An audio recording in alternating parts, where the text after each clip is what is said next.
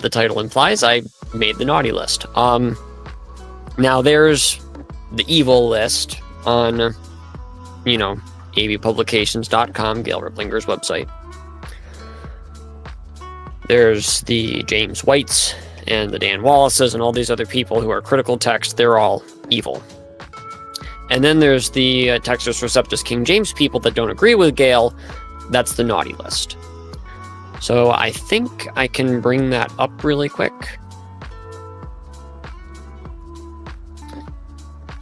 avpublications.com.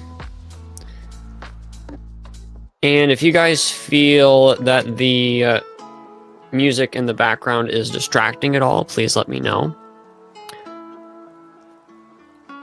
Let's see.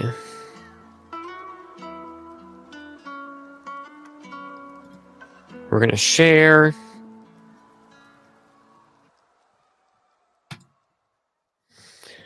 Present. Share screen.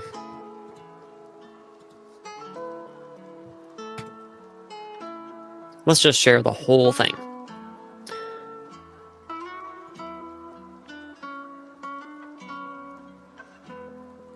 I'm not going to need the audio. Yeah, anyways, here we go.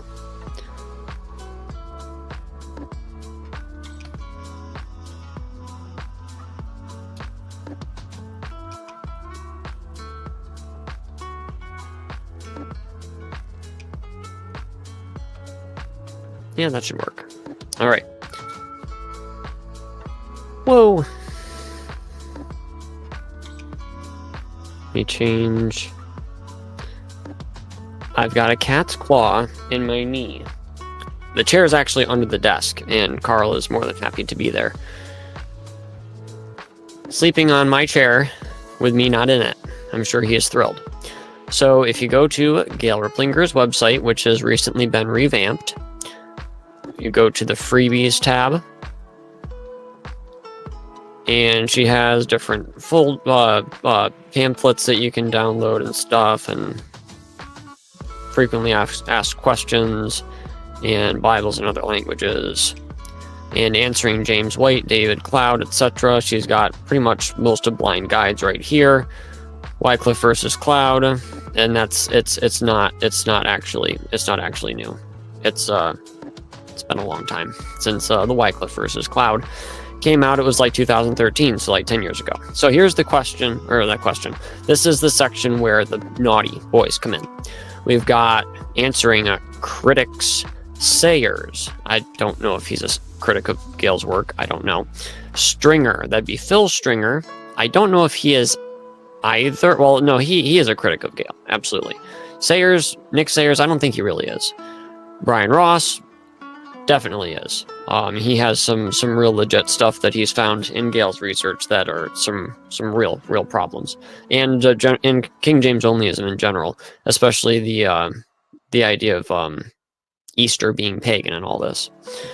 Let me make sure that I'm hearable. Yes.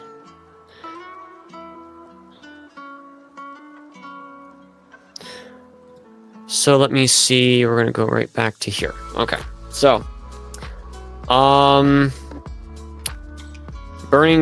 so this is the new dark ages from the new dark, hang on a second. The new dark ages from the new dark sages. So that's a typo. Gail, if you're watching this, you need to fix that.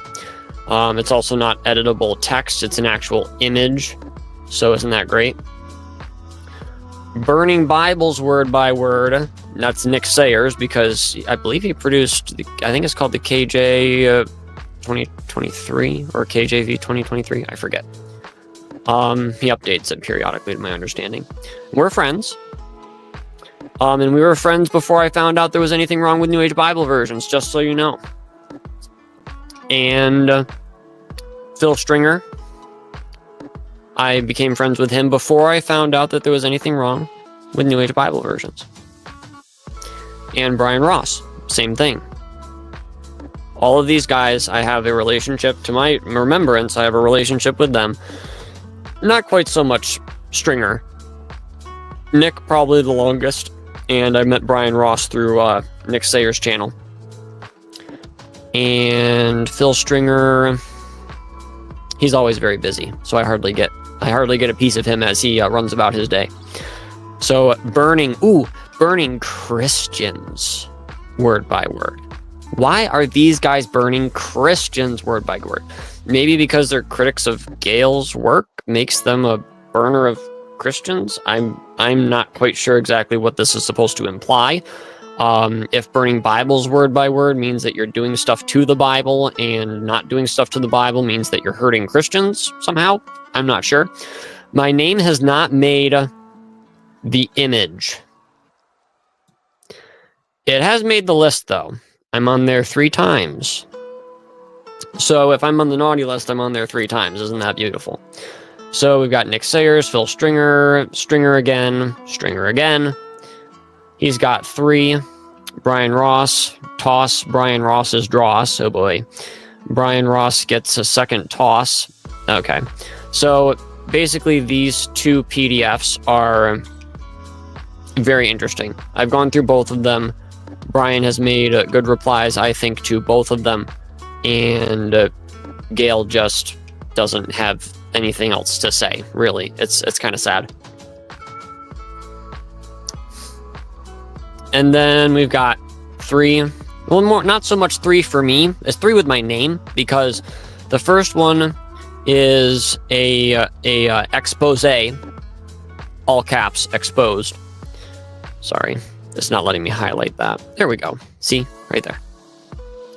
So we've got Joseph Armstrong's Secret Stream Exposed. That's the one we're going to be talking about tonight. I'm trying to go through the rest of that. We already did an entire stream where I basically answered most of the things in the PDF by addressing things on the first page. Joseph Armstrong's requested reply is a reply from Bryn Riplinger Shutt to me. Quite some time ago. It actually led to her losing her admin hat on the Friends of Gail Riplinger group, which she has recently told an untruth, and said that there was an agreement that if I used Gail's name as part of the Friends of Gail Riplinger group, that she would be allowed to be an admin. I do not remember any such agreement. I have not found any evidence of us making such an agreement. And the reason why I ever wanted to make her admin, which was after I started the group and after I had her mother's name as part of the title. The reason that I asked her and Steven if they wanted to be admins was out of respect for their mom, not to lend some kind of air of authority to the Facebook page, and basically so that they could help, because, you know, they are closest associated with Gail, and I figured that if there are people in the group that have questions about Gail and everything else like this, they would be a direct link, like, you know, how her health was doing, or like any criticisms, or that they were hearing from different parts of, different parts of Gail's book and stuff like this, whatever. They would be great people to have. Turns out, they did almost nothing as admins. Except a few things. And we'll probably talk about that in a minute. I don't want to get ahead of myself. So, there I is, on the naughty list 3 times. I'm probably going to be getting some instead of readings coal, I'm going to be getting Riplinger's coal. Or readings. It depends on how you pronounce it. If you're in PA, you probably say readings. If you're not, you probably say readings, I'd imagine. Alrighty. But if you're in Pennsylvania, please correct my pronunciation. Now let's see. We're going to go right to 10 o'clock. Right to here. Joseph Armstrong's Secret Stream Exposed. We already talked about the first page. We went through all of that, where she gives her outline of the 5 different things that I'm guilty of. The first one is questioning the King James only position, which is healthy.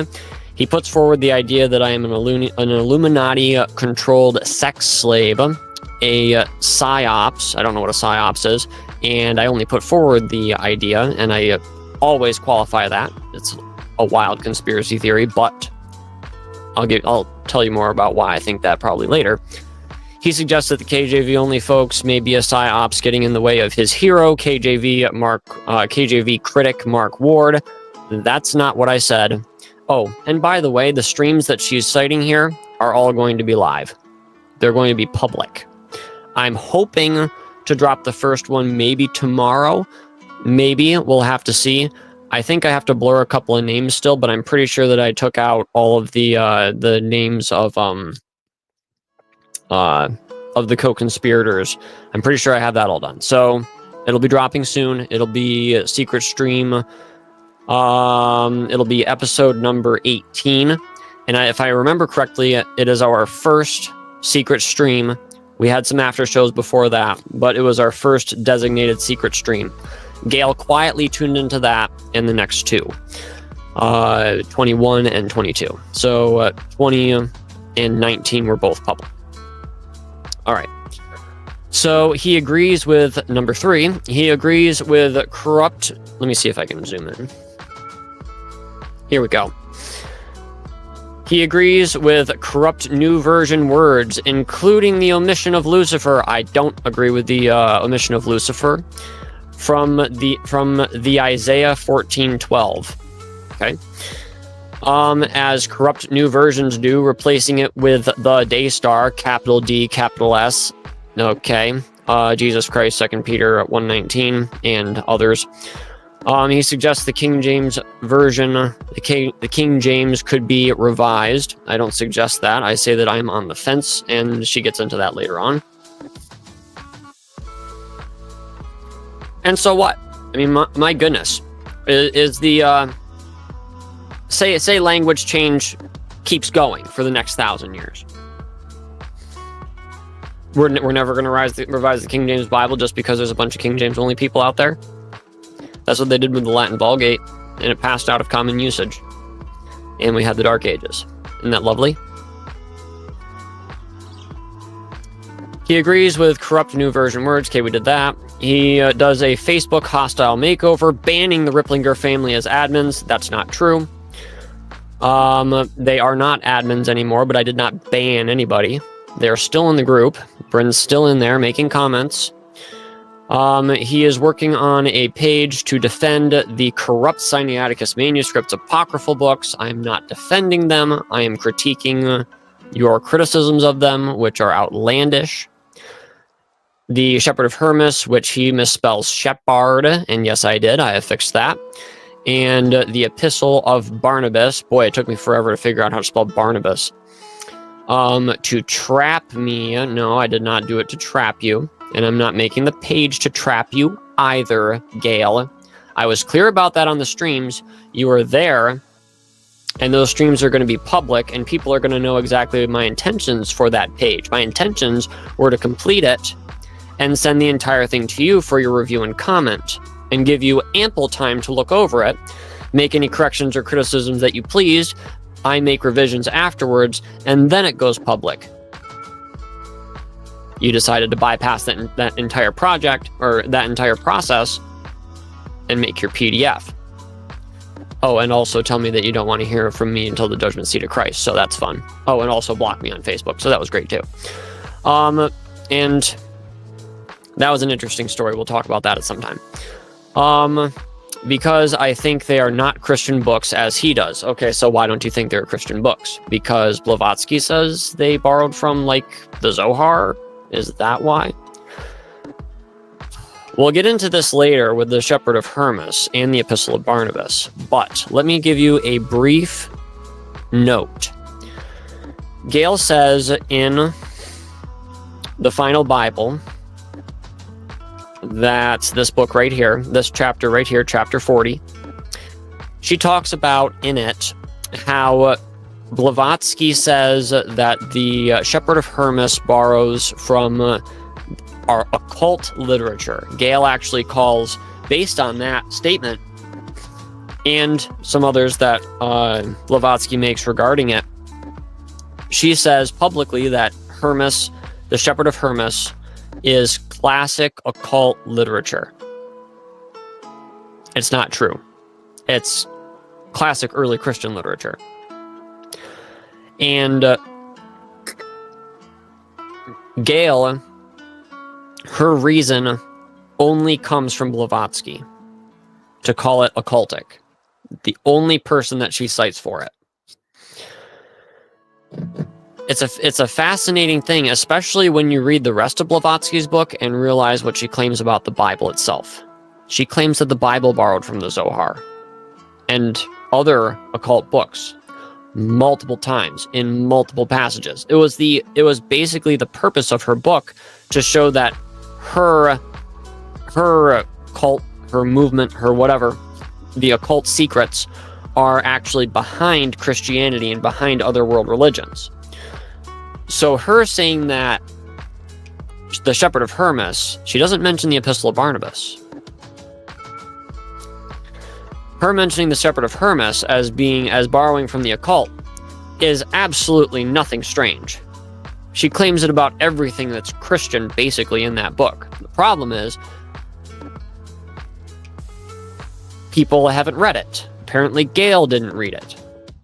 Or maybe Gail is just proof texting. Quote mining. I wouldn't be surprised. Honestly, I wouldn't be surprised. Anyways, we'll get to that at some other point. This paper documents his very words. No, it doesn't. There's actually several places in here where you misquote me. Read it and weep. I will. I don't know whether to laugh or cry when I read this thing. I went through it again this evening and I was just like, oh my goodness.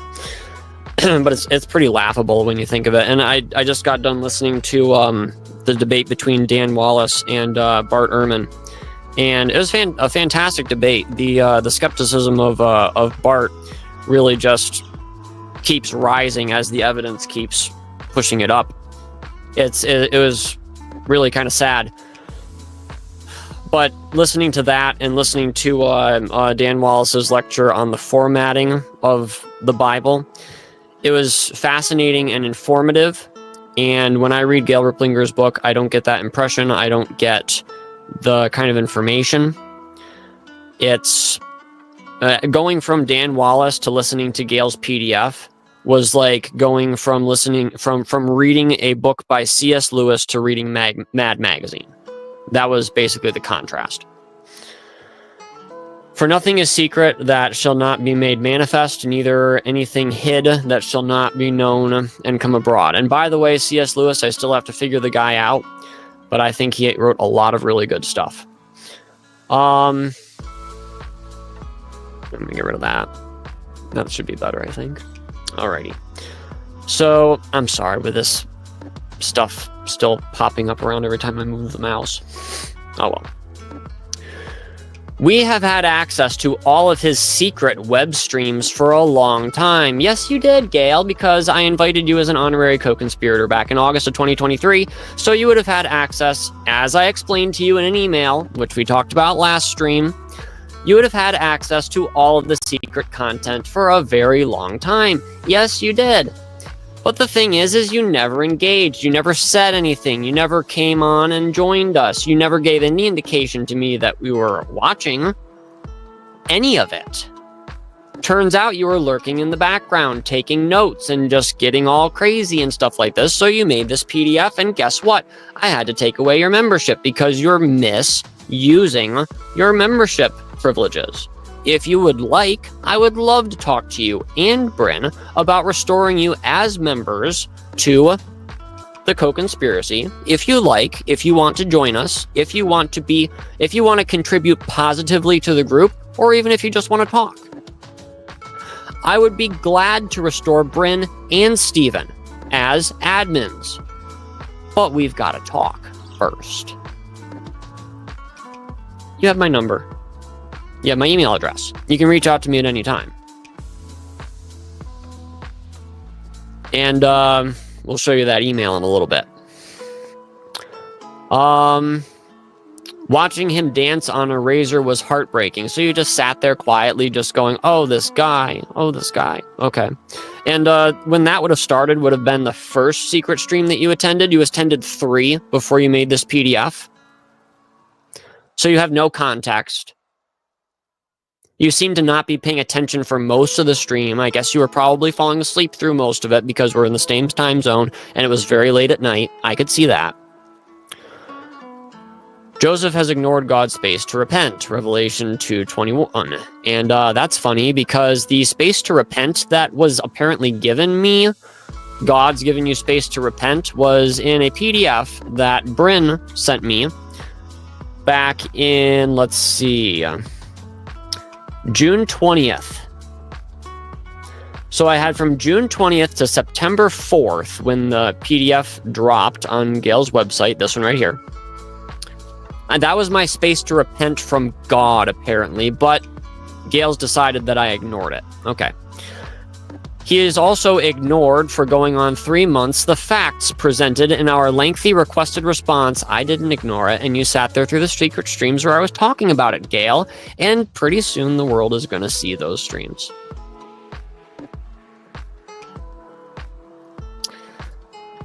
Hang on a second. There we go. All right. And the requested response, I have made changes to our website about Hermas and Barnabas based on your daughter's reply. I've made changes, if I remember correctly, to our Westcott and Hort page as well, based on your daughter's reply. What do you mean, ignored? I responded to the PDF the same day. Let me show you. Hang on a second. The day after, pardon me. She sent the reply on June 20th, and I replied on June 21st, saying that I had skimmed it and that the derogatory tone of the entire piece led me to believe that, Bryn was not going to be very happy with me pretty quickly and was going to just push me out of the group. So I had to take away her admin hat because of just not being very nice and not willing to handle things like adults and stuff like this, and doing nothing but questioning my motives and things like this. So yeah, I was not impressed. So sorry, but you're still in the group, aren't you? You've been banned anywhere? No, you just got your admin hat taken away, and I believe reasonably so. Okay, so sent to him by us privately on June 20th, 2024 in response to his questions. Oh yeah, and that's right, you told me that I couldn't share it with anybody either in the same PDF. You told me that you were not going to give me permission to share your response with anyone. Oh, that's nice. And guess what I did? I respected your wishes. When it came to me, however, giving you access to the secret streams for free for a year, you decided that as soon as I made the first 3 official secret, segments, the entire episode was secret at that point, where I was just wanting to run things by the co-conspirators about what I was finding in your book. You decided to share that with the world. You want to talk about being classy. Oh, let's see. It seems wise at this point to analyze. She says wise and analyze in the same second, in the same thing, just because they rhyme. It seemed wise to analyze his most recent secret society meetings in order to help the Christians who are asking us, "What's gone wrong with Joseph?" ! Now, there's a lot of people out there that are like, how could you possibly rebel against the King James only things that you believed for, 15 years or so? And it's like, well, I decided to make a channel to figure it out and to get to the bottom of things. And I'm finding out more and more and more that the stacks do not add up. The facts are not adding up to the narrative that Gail and other King James Bible defenders have put forward for a very long time. I'm asking questions, and I'm trying to ask the right questions. And like I said at the beginning of this whole project, or near the beginning of it, my live streaming anyways, one of the things that I want to do is I want to expose a Bible version conspiracy that I believe is affecting both the King James only and the modern version sides of the aisle. And I am more and more and more being convinced that there is a stronger influence as far as a conspiracy goes on the King James only end. It's wild. But we'll see. Oh, and by the way, if you guys want to leave me any questions or anything, sorry, I put exclamation marks. You can put exclamation marks or question marks. You know what I mean. 4 before, 4 after, so that way it stands out, and I can address those shortly. I'm going to close this vent. It is drying me out.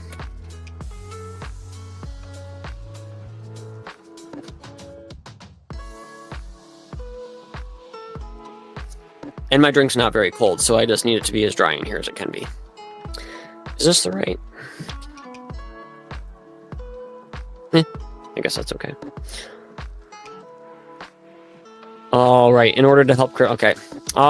We need to expose his sleight of hand. Now, sleight of hand means I took a break from public streaming for 3 weeks to talk to my co-conspirators, to try to figure things out, to run things by them regarding the Epistle of Barnabas and Shepherd of Hermas page, express my struggles, express my concerns, honestly and openly with them. Get their feedback, all of this stuff. Gail decided she would tune in and not engage whatsoever, not answer my questions, not do anything.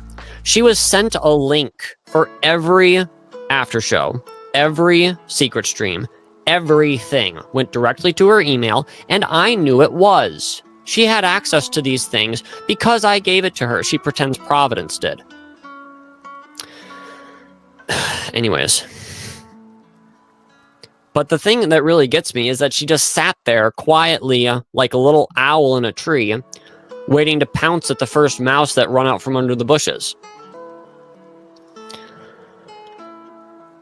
For example, he admits in the secret streams that his recent posts looking for copies of the original 1993 New Age Bible versions was not positive, as unsuspecting friends were thinking, but to look for an error and defend James White. That is not why. And Gail, you sat there in the secret streams and you knew why I wanted that original copy. The reason is because I wanted to compare what James White was claiming and what you say in Blind Guides defending New Age Bible versions, and compare it to the original one to see if the criticisms that were no longer in my 2012, I forget which printing it is, but my very, very, very, very late copy of New Age Bible versions, I wanted to see if James White was completely making up his criticisms, because the criticisms that he was making were not in your book.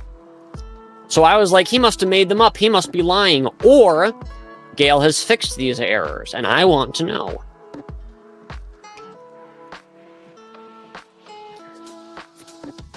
I got a 1993 from October before James gave his criticisms. It's a third printing, 1993.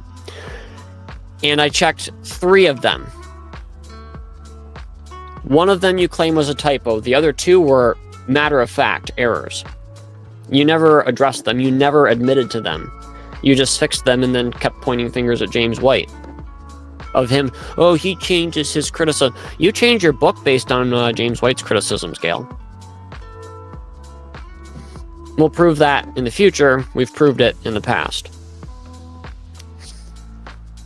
And yes, it is positive. It is a positive reason to look at your book.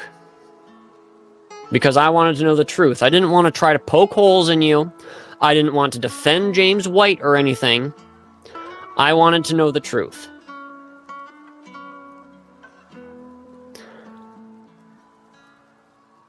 To look for an error and defend James White, who said there was one. No, he said there were many. And 3 out of 3 that you fixed based on his criticisms, I would say that there was more than 1. The Bible warns of many types of men who bite and devour. Yes, it does. The body of Christ. Galatians 5:15. 3 of them include evil men crept in unawares, which she's claiming I am apparently. I'm not sure why this is here, but I guess it's written about me. Men who are falling away that. Okay. The reason why I ever started questioning your work, Gail, is because I started finding things that didn't add up.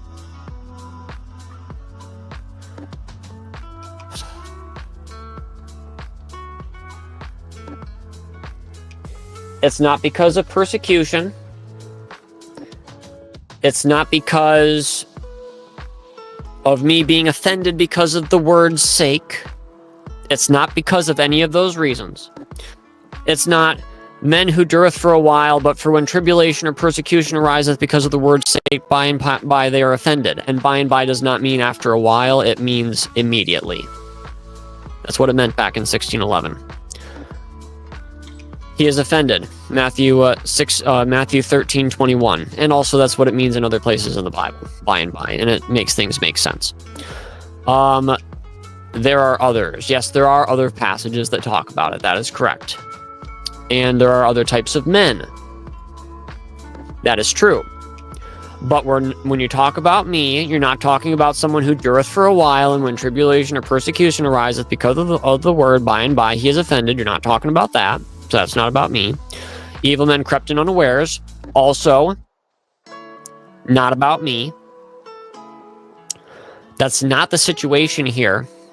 I started fact-checking a single chapter in your book because somebody asked me if your claims about the Shepherd of Hermas saying to take the mark of the beast, to give up to the beast, to form a new world order and kill anyone not receiving the mark of the beast, if those claims were accurate. Turns out they weren't accurate.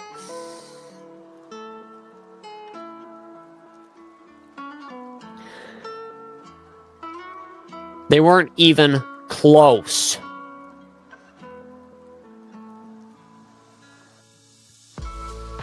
And no amount of pretending that your 19-page PDF is an abstract, and no amount of pretending that Blavatsky said that it was a classic occult literature and that it was written by occultists for occultists or whatever, no amount of that is going to change what you said, what you promoted. My goodness, the first few minutes of your first interview on SWRC, you're talking about this stuff.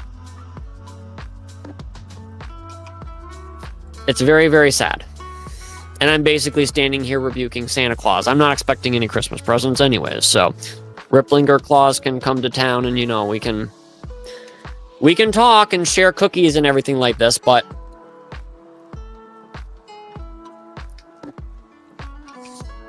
I don't know.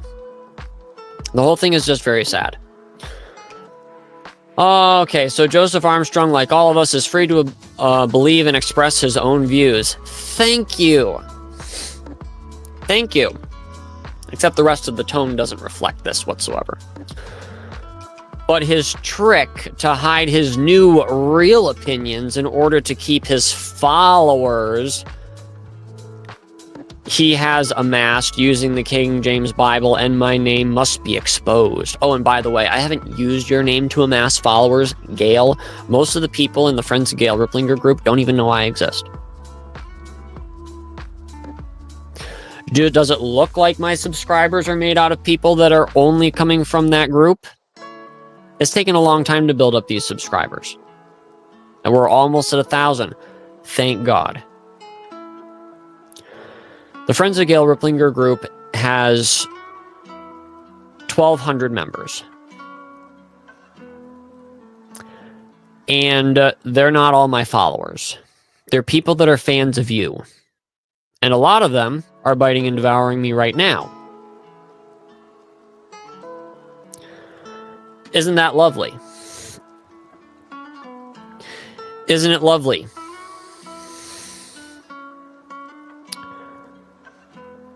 So his new, she puts that in quotes.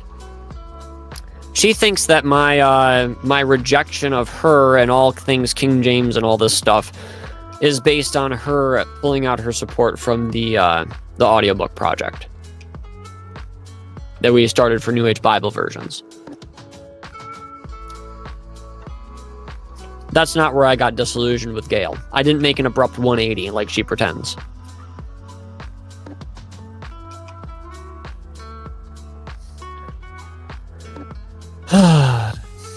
Joseph is now questioning the authority and immutability of the King James Bible.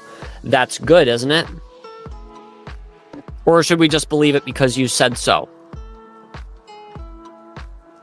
I'm not questioning its authority. It's a perfectly good translation. I don't believe there's a single error in it. Immutability. What does that have to do with thinking that the shepherd of Hermas and the epistle of Barnabas are being misrepresented by you, Gail? What I'm saying, as far as any translation goes, one of the things that I've been harping on is the translation of Lucifer. If you actually read the context, and no, Will Kinney, I'm not talking about Isaiah 14. I'm talking about Isaiah 13, where the prophecy against the king of Babylon starts. Start at Isaiah 13, verse 1, and read all the way to the end of Isaiah 14. By the time you're done with that, you're going to figure out that we're not talking about Satan falling from heaven. It's not the only possible translation, or the only possible translation, or the only possible interpretation, as some of you have claimed. Some modern King James defenders have claimed this, and it's very sad. It's not historical, and we're almost done with a page that's going to have all of the information about Lucifer and its translation throughout history, and all of the stuff that I can find. And as I find more, I'll add more. It's going to have all of the data, and it's going to contrast it to the King James only arguments that have been put forward for the last 30 years, thanks to Gail. It's going to be a very interesting time. Only God knows why I'm questioning the immutability of the King James Bible. I'm not questioning that. I'm questioning Sam Gipp saying that, oh, well, the Bible's been preserved for every generation. The Bible says that from this generation forever. Oh, but guess what? It's only been preserved for people since 1611. Before 1611, they didn't have it.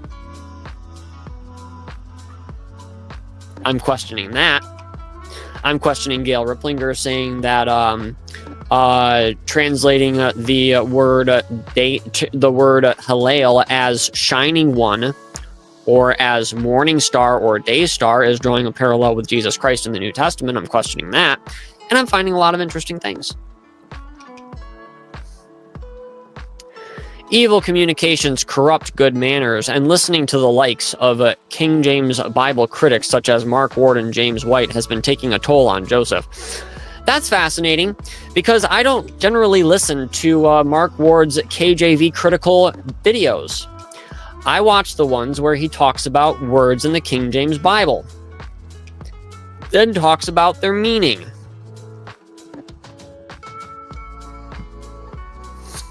There's a new one dropping at the end of the year, on the last day of the year. I'm pretty sure it's going to be about Lucifer. That's going to be interesting. Let's see. It was mentioned in the Dan Hafley debate that he had. Oh, and by the way, listening to critics like James White.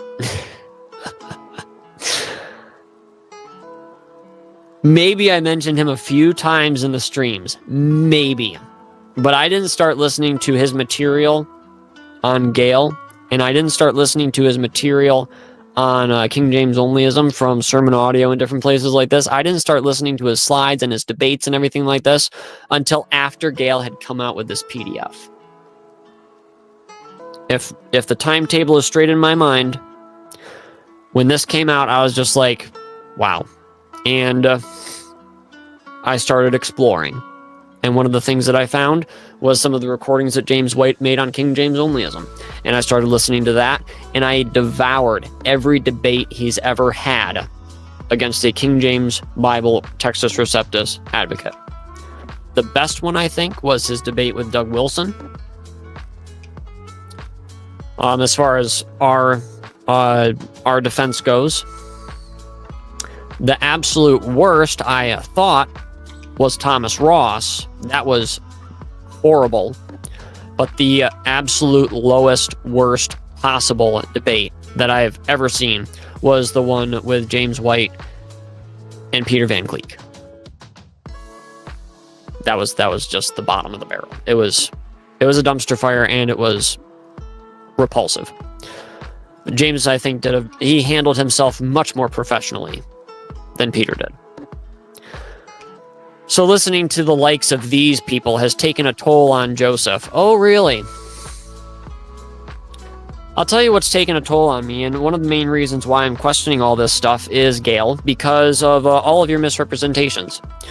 Of, first, Westcott's views on infallibility. Second, your misrepresentation of the translation of Hillel as Lucifer, which I think is a perfectly good translation of it. But Lucifer, I think, should be understood as Wycliffe understood it, as the translator of the Matthew's Bible understood it, as the translators of the Geneva Bible understood it, as King James himself in the Demonology understood it, that Lucifer is referring to the planet Venus. And yes, go read the Demonology by King James. Gail doesn't tell you that he had that view of Lucifer when he wrote his Demonology. She quotes it freely in not New Age Bible versions and in All of Thy Word, but she doesn't tell you what he said about Lucifer. Because if she did, it would make it look like King James had a New Age view of the word Lucifer. And it would undo Gail's argumentation.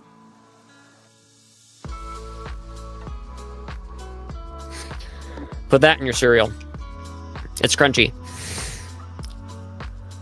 All right, so the chinks in his armor peep out. Now, things should be peeping out of the chinks. And also, chinks? What are you talking about, chinks? As he posts links, because it simply rhymes. He posts links to Garble. Post links to Garble. I don't know. By the Purple Shirt Sorority. Ooh. I shared videos by Brian Ross and Dwayne Green. I may have. I don't really watch that much of Dwayne Green's content. We've been friends on Facebook for a few months, I believe. And we talk once in a while on Messenger. He actually enjoyed the thumbnail that I sent him earlier, the thumbnail for this video.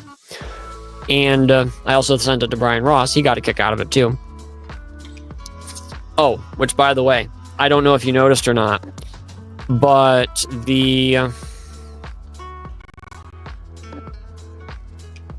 somebody's saying something about the music. Hang on. Thank you. Come on, comments. Can you turn the music down, please? Yes, I can. It's hard for me to tell how loud it is. Thank you. I appreciate the feedback. So usually I have it down around 15 or so. So let me leave it right there. Alrighty. I hope that wasn't too annoying for you guys. So let me get back to Brand. I don't know if you noticed Santa Claus's face or not. It was the best I could do in the Adobe Express.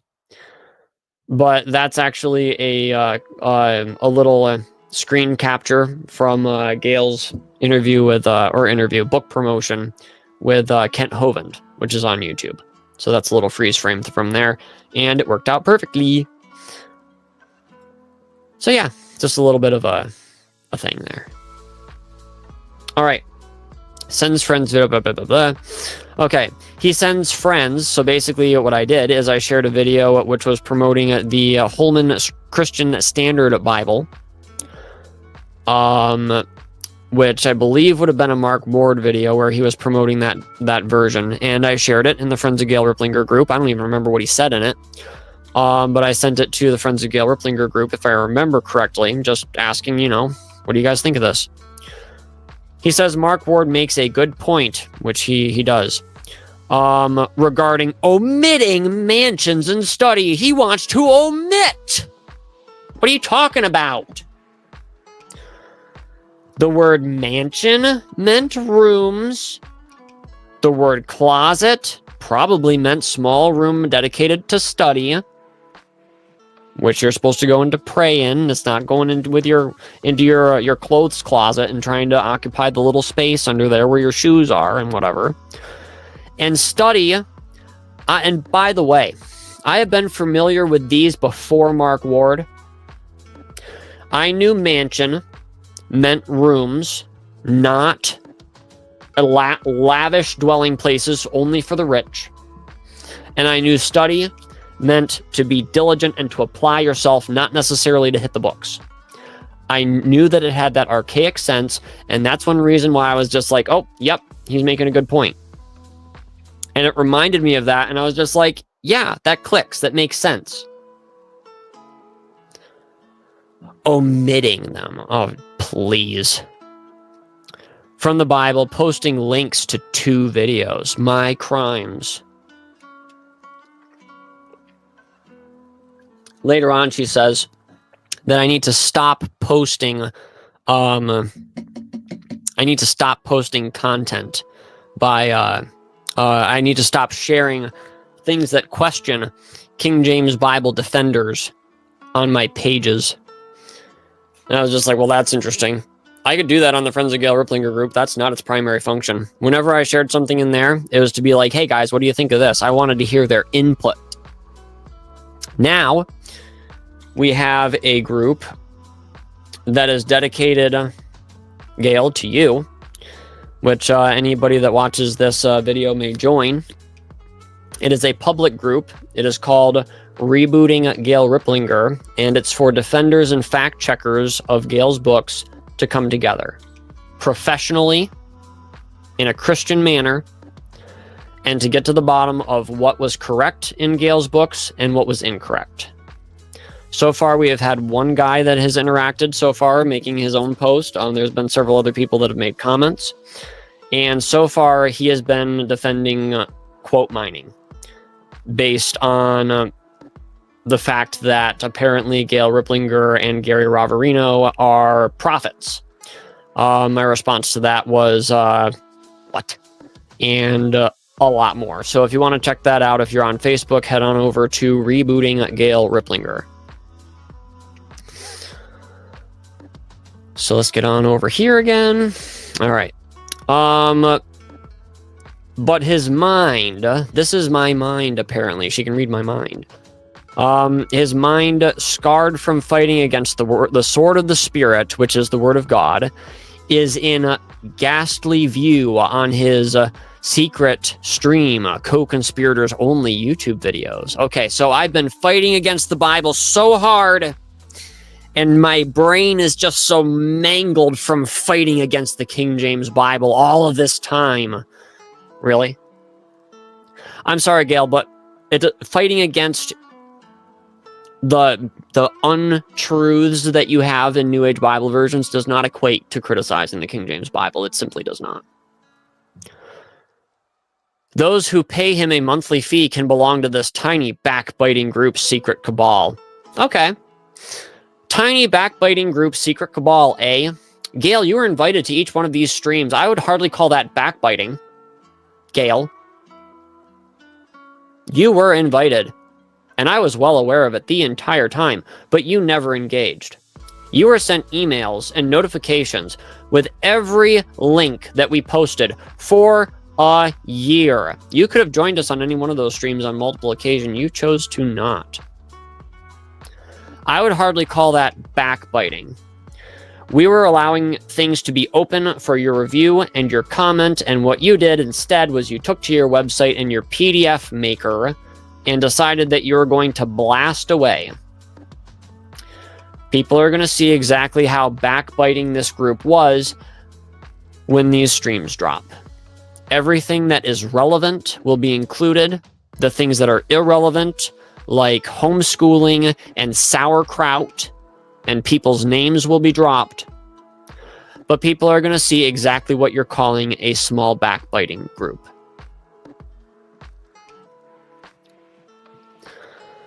But his mind, scarred from fighting against the sword of the Spirit, which is the word of God, is in ghastly view on his secret stream, Co-conspirators only YouTube videos. Those who pay him a monthly fee can belong to this tiny backbiting group's secret cabal. Appendix A, on pages 13 to 25, actually 13 to 20, contains more sample quotes, as well as some expanded excerpts, including the context from which the paper took some citations.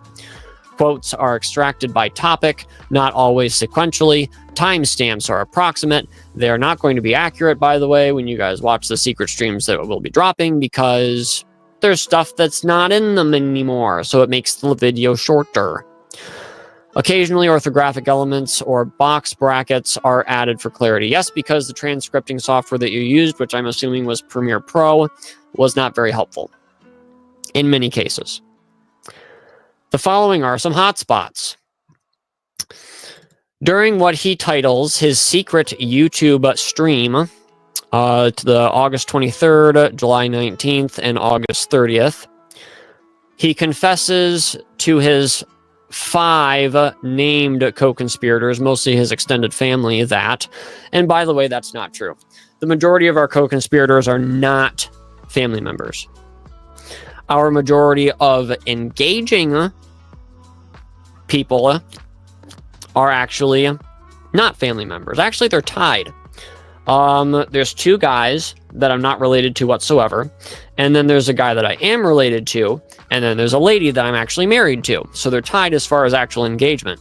Co-conspirators, there's actually, another male non-relative, another male non-relative that don't actually engage, and then my,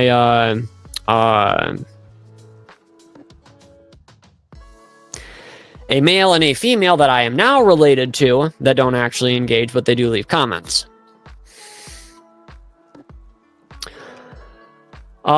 He is questioning the King James Bible position. Really. You guys are going to hear me talk about this and express my questions and my doubts and my concerns and my frustrations. You're going to be hearing it.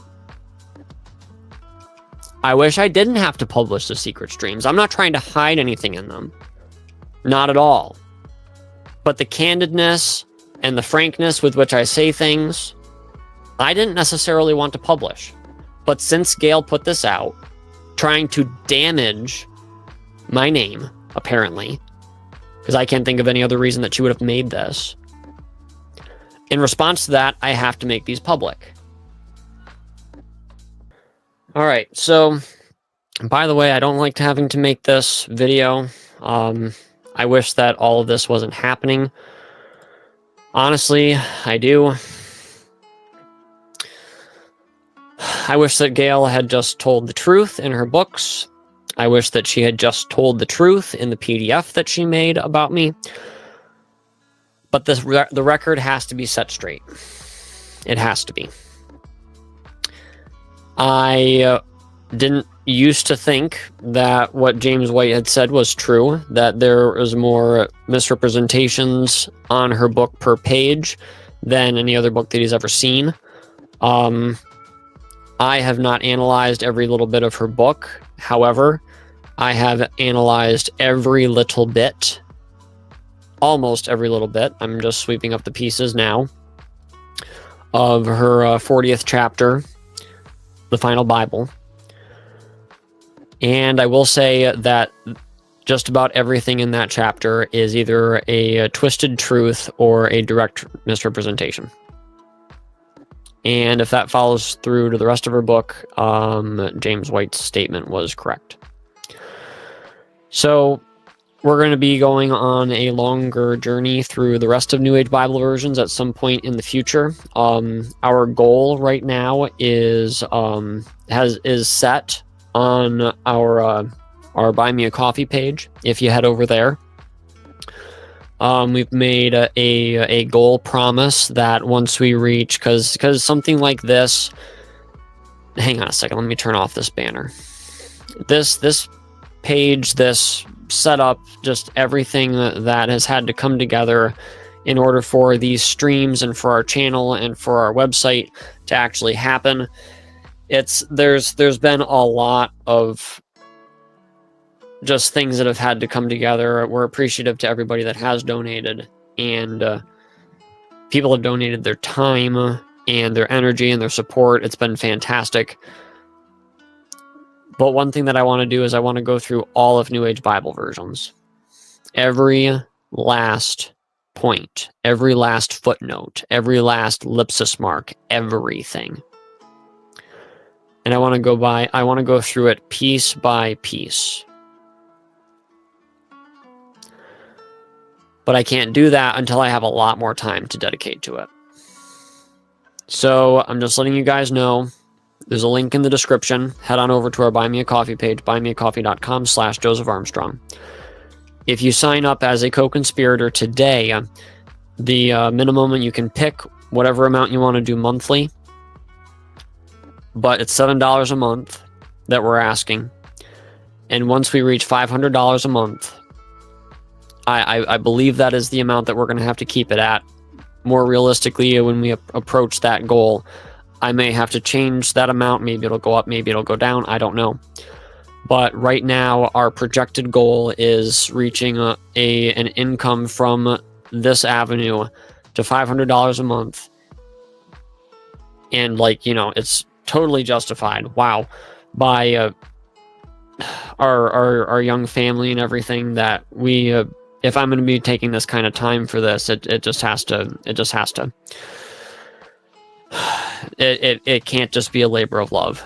It's almost a labor of love at this point, but at that level, we have to, like I said, $500 a month. We'll start analyzing New Age Bible versions page by page.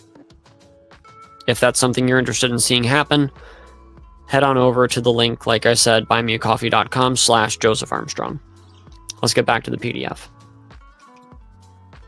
Like I said, guys, the record has to be set straight. And I am saddened to find out that even when it comes to me, Gail seems to not be able to get a single fact correct. It has to be slanted. It has to be out of context. It has to be ripped from its context. It has to be twisted a certain way, so it all makes the story that she wants it to be, and so it matches her. What's the word I'm looking for? Not agenda. So it matches her. I'm not thinking of the word. So here's what I said. I'm having a harder and harder time just even being King James only anymore. I've learned a lot and I've seen a lot that makes me less. It makes me disillusioned with a lot of what we thought we knew as King James onlyists. It's getting downright embarrassing to call myself a King James. Okay, so that's just horrible. You guys will be able to listen to all of that in the streams when it comes out. What I said is that I am getting completely disillusioned with a lot of what I thought I knew from King James Bible defenders. I assumed that they were right. I didn't analyze them before. But now that I'm actually getting down to thinking critically about things and actually trying to think for myself instead of just sucking in anything that calls itself King James only, I'm finding that there's a lot of inconsistencies, and especially with the behavior and the nasty attitudes, especially, and the characteristic unreasonableness of many King James only people, Gail included, now apparently. It's getting embarrassing to call myself a King James Bible believer. A King James onlyist. And I said in the last stream, I have toyed with ideas of what to call myself besides King James only. I'm not sure if I could shake that label, though. The more that I listen to somebody like Mark Ward, people like this, the more they just kind of start making sense, and it's just like they're teaching you something. Well, that was worth putting in red. So what I said was that Mark Ward actually teaches you something about your own language. Gail will teach you what she wants to teach you, and she won't teach you what she doesn't want to teach you. Like, you guys didn't know that King James talked about Lucifer in the demonology, did you? He does. He talks about it, not extensively, but he does mention it in a very substantial section. And it's interesting that Gail completely avoids that. She won't tell you the facts that aren't convenient for her. she left out something that, wow, with Brian Ross. He made a video about it with some friends of his, where you guys just have to watch it. It's hilarious. She's like, no. The King James Bible wasn't changed in significant spots. Look, see, this document says that it was changed for spelling and orthographic and typos and stuff. ... Oh, really? And then you go and look at it, and it says, and other significant changes or something like this. And it's just like, well, Gail, why are there dots here instead of important information? Why are there dots here instead of where there's supposed to be facts? You know, it's like, it was hilarious. Let's see. I'm not here to stroke your KJV only views. I didn't say that. I said, I'm not here to stroke your KJV only.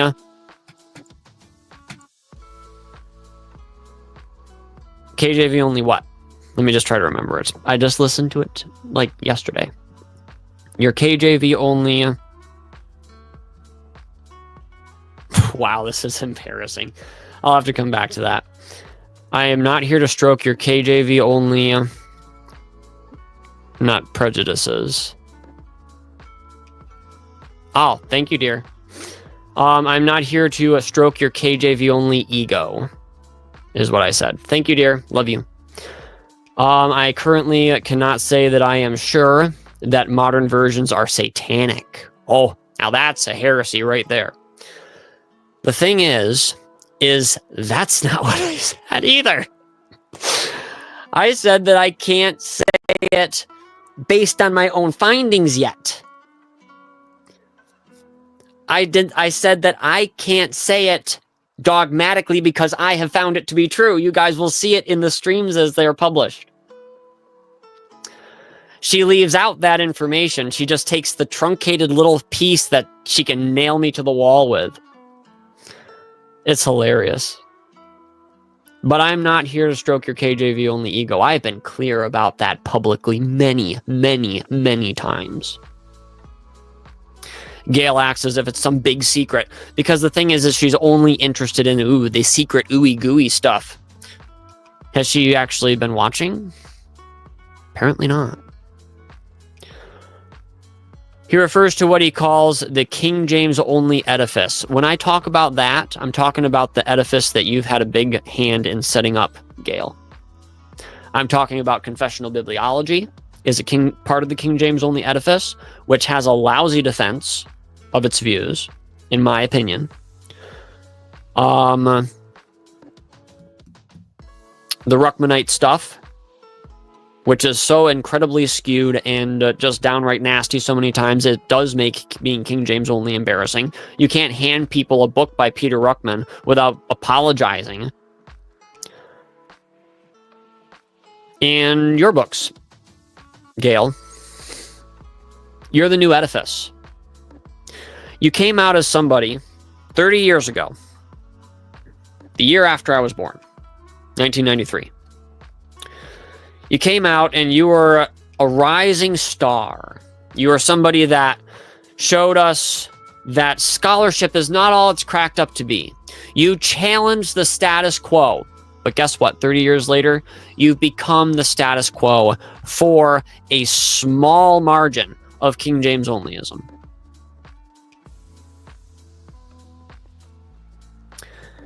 And in my opinion,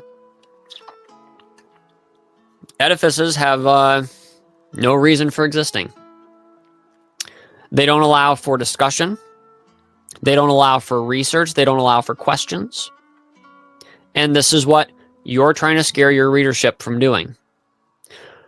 Reading your books, reading the books you cite, asking questions, and offering criticisms. And I know this because I'm one of the ones that you're trying to shout down right now. If it's based on lies, it needs to crumble. Is that not true? If King James onlyism is based on half-truths, misrepresentations, quote mining, and just downright untruths, don't you agree that it needs to crumble? Is your emphasis on King James only or is it on facts and truth? I'm not saying that the facts and the truth are going to show that the King James Bible's in error. What I'm saying is that the facts and the truth are repeatedly showing that people that are supporting these views are very, very errant in their opinions and their teachings. Especially, Gail, when it comes to citation practices. If it is based on lies, it needs to crumble. I'm not saying that I'm the one that can bust it all down. I'm not saying that I'm man enough to go toe-to-toe with grandma, and that's how I said it. Gail quotes it in there as though I'm just being, rude and disrespectful and everything. But facts of the matter, I was being sarcastic, as I was in other parts of the stream. Like where I respond to the idea that Gail might send me another cease and desist. I said, oh yeah, I'm sure I'd be all mad and everything, all crass and crude and all this stuff. And then I'd just be like, oh, well, I don't exactly see it that way. Because I was joking with a friend. You want to know how I would actually respond to you, Gail? If you did send me another cease and desist or whatever, I would have to consider my family. Because you like threatening lawsuits to people. And that would be very cruel of you to threaten a family of 4 children with a lawsuit just because you can't back up what you say in your book.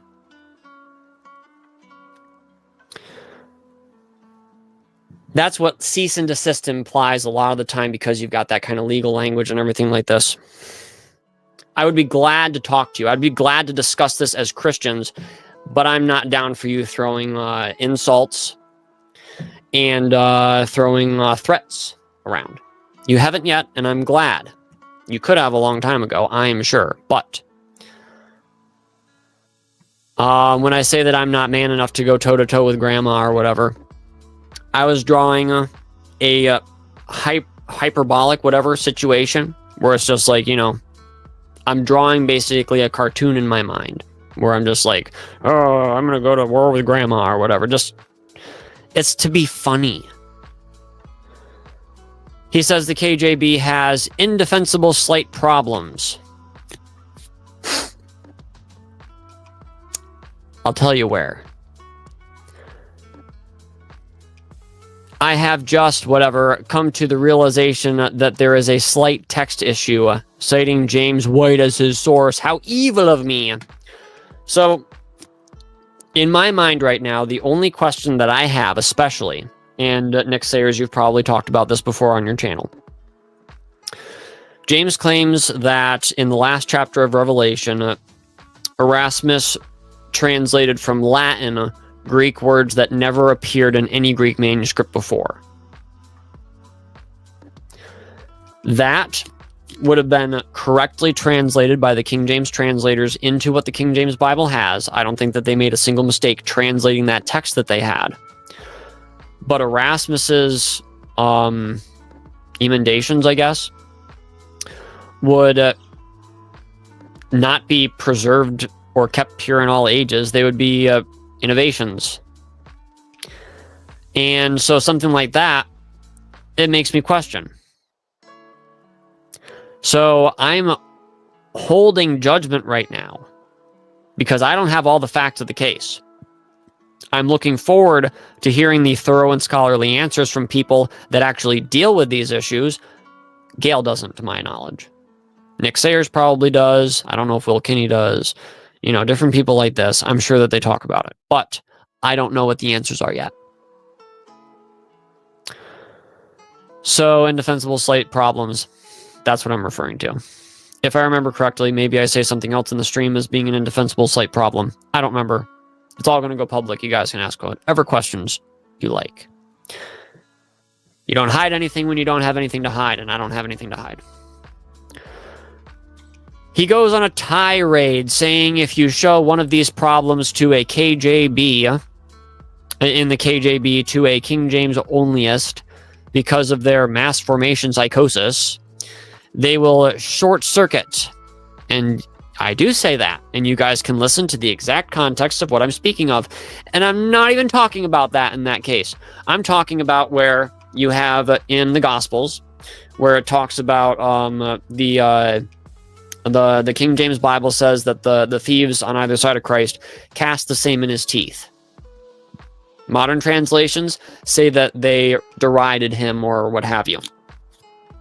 You go to the Greek, there is no cast, there is no same, there is no teeth, there is none of this.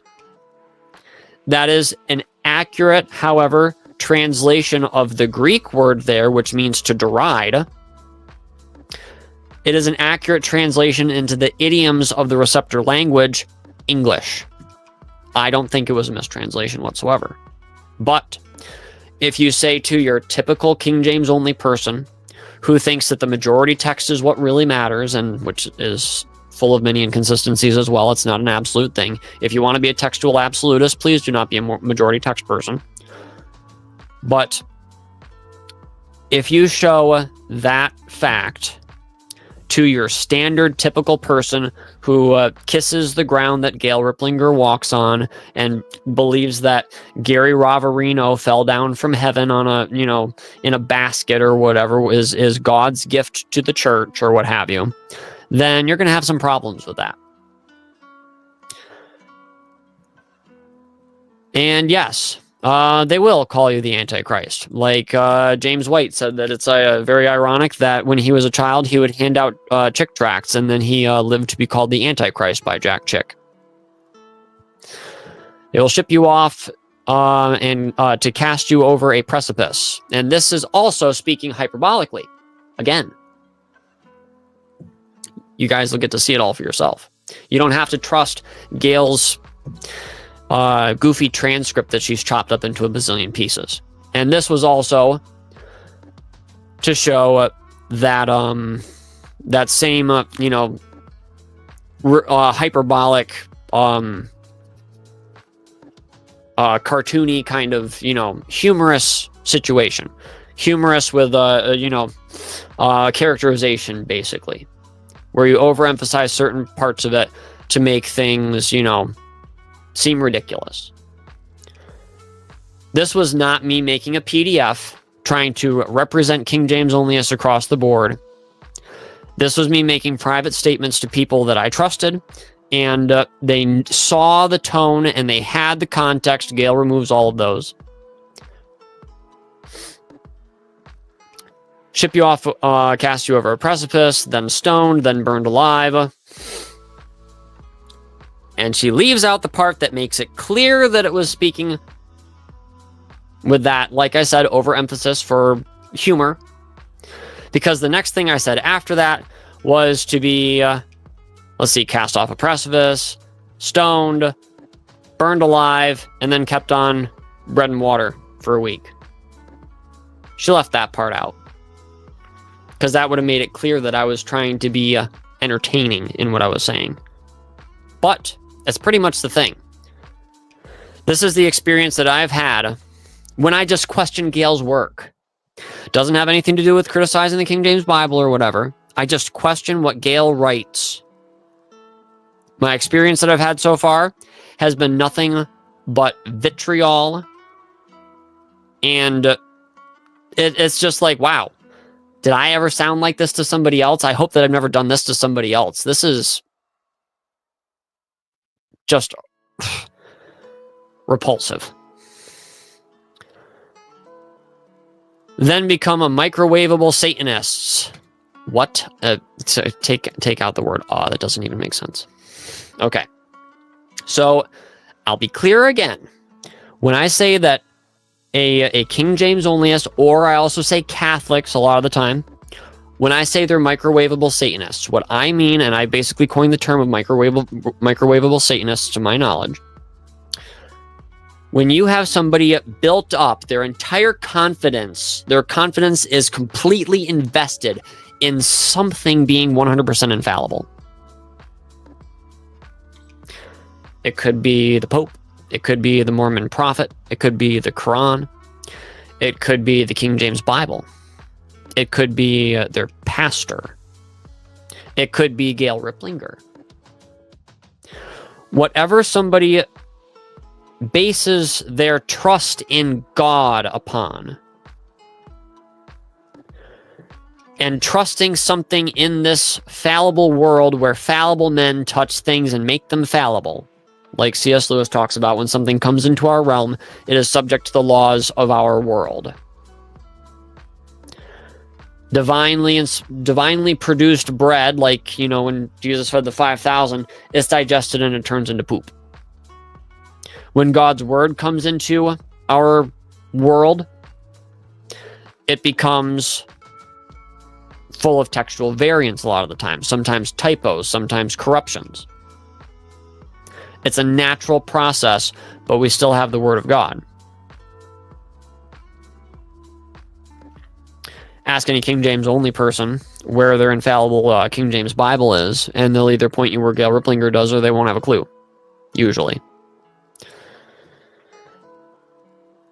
Now, when I say microwavable Satanist, that means that somebody has this built-up trust in something like a King James Bible, like a Mormon prophet, like a Catholic has his faith in the Pope. And when that one thing has one mistake, one error, one problem, one missed prophecy, one mistranslation, one little thing,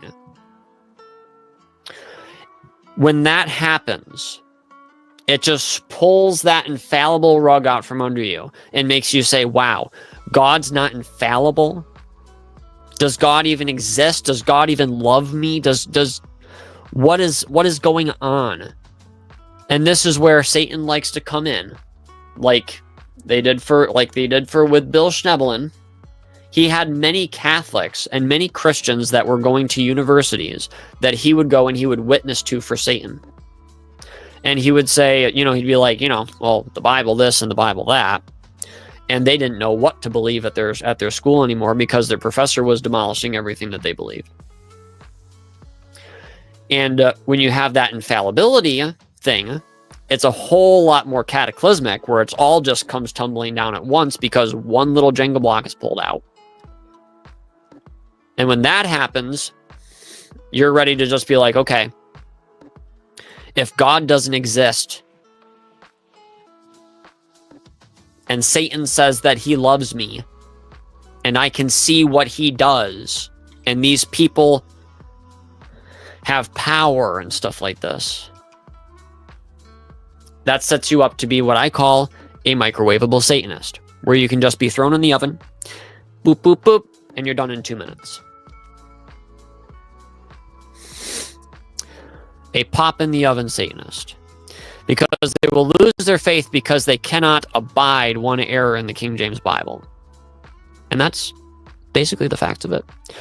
Number 2, he voices the idea that I could be, yes, I say that, an Illuminati-controlled sex slave.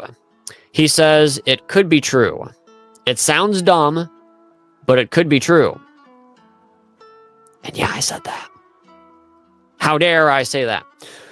Well, I've been listening to a lot of stuff with MK Ultra.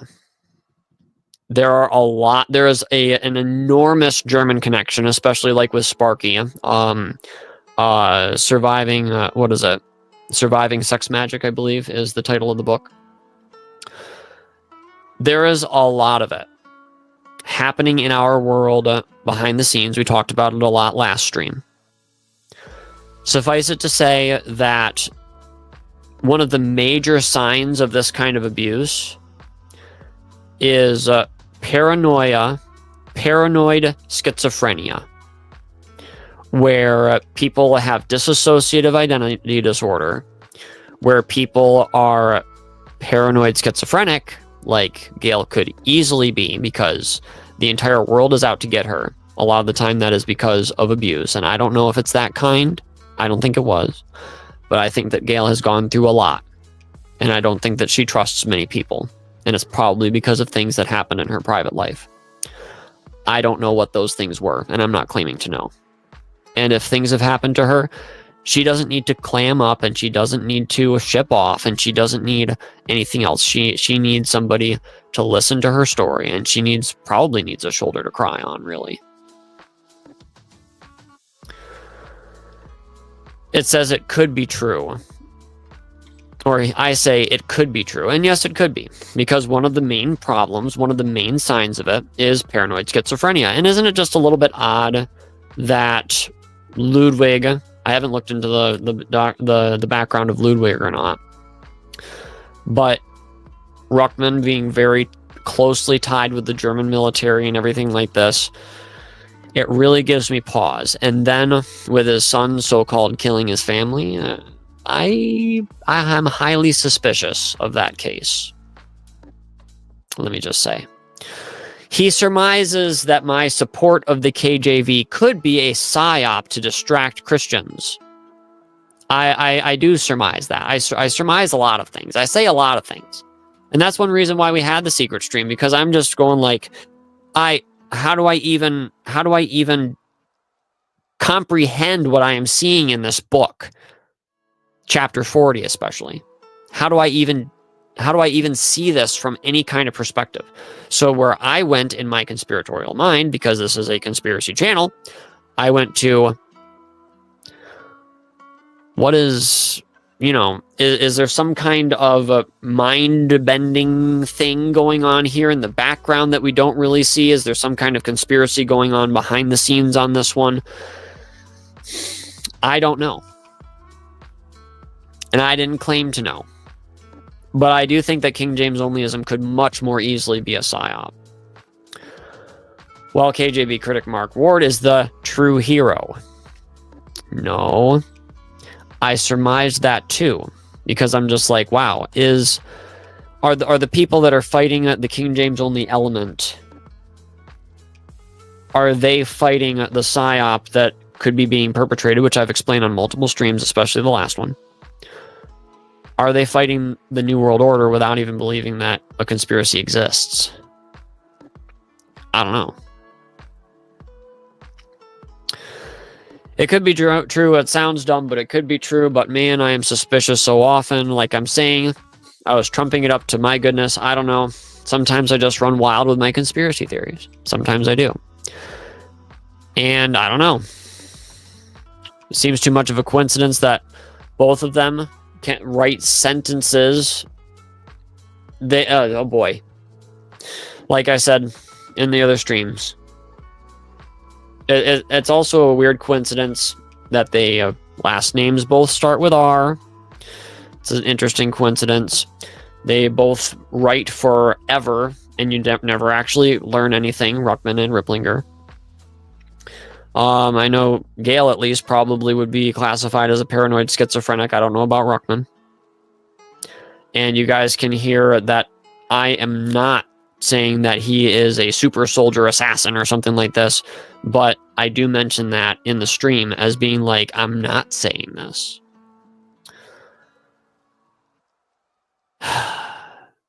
Also, they were both married and divorced 3 times. Or married 3 times, divorced twice, if I'm not mistaken. That's a little odd. The German connection, like I said, I don't know, but with these German last names, it kind of throws me, because there's a lot with Project Paperclip. With the Germans came over through that, involved in MK Ultra. Yes, all of those families, a lot of those families at least, that came over from the Nazi stuff into America. MK Ultra and all that other kind of stuff is deeply embedded in their families. There's ample evidence for that. I always refer people to the Confessionals by Tony Merkel. Look up anything that has to do with MK Ultra on there and give it a listen. And the people were, bro, okay, whatever. This ties in with the, okay, we also, all right. And yeah, altered personalities. We've talked about that as well. Because you never, it's like, okay, is this a battle of alters that we're seeing here? Alternate personalities in New Age Bible versions, or is it just somebody that is just a chronic liar? Or it's because I'm trying to think of any way that Gail is not just an impulsive liar. I'm trying to think of any way for that not to be the case, because I don't want to have to accept that. I don't want to have to accuse her of just being a compulsive liar. I'm trying to think of any angle that could be that where she is a victim of something that's not under her control. That's one of the reasons why I brought that up. And I was very clear that I don't actually think that she is. I'm also kind of suspicious about all the personality. And yes, the Jasons. That's what a lot of those people are called that have had their.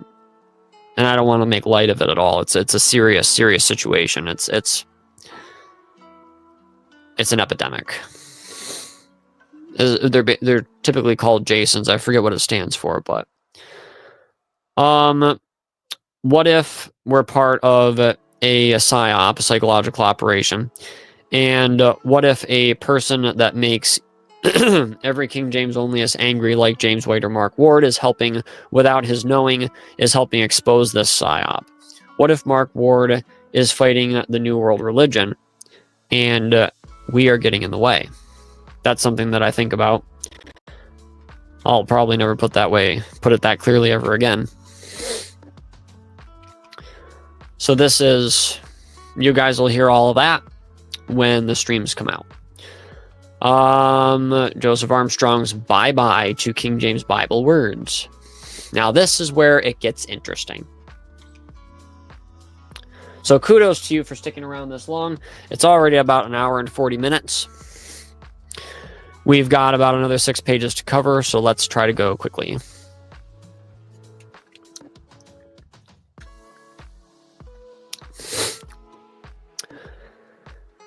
Because one of the reasons why I want to go fast is because I don't want to have to deal with this again. I'm getting tired of dealing with it, and I know you're probably getting tired of it too. Maybe you want to suck up a whole bunch more of this. I don't know. But if you do, join the co-conspiratorship.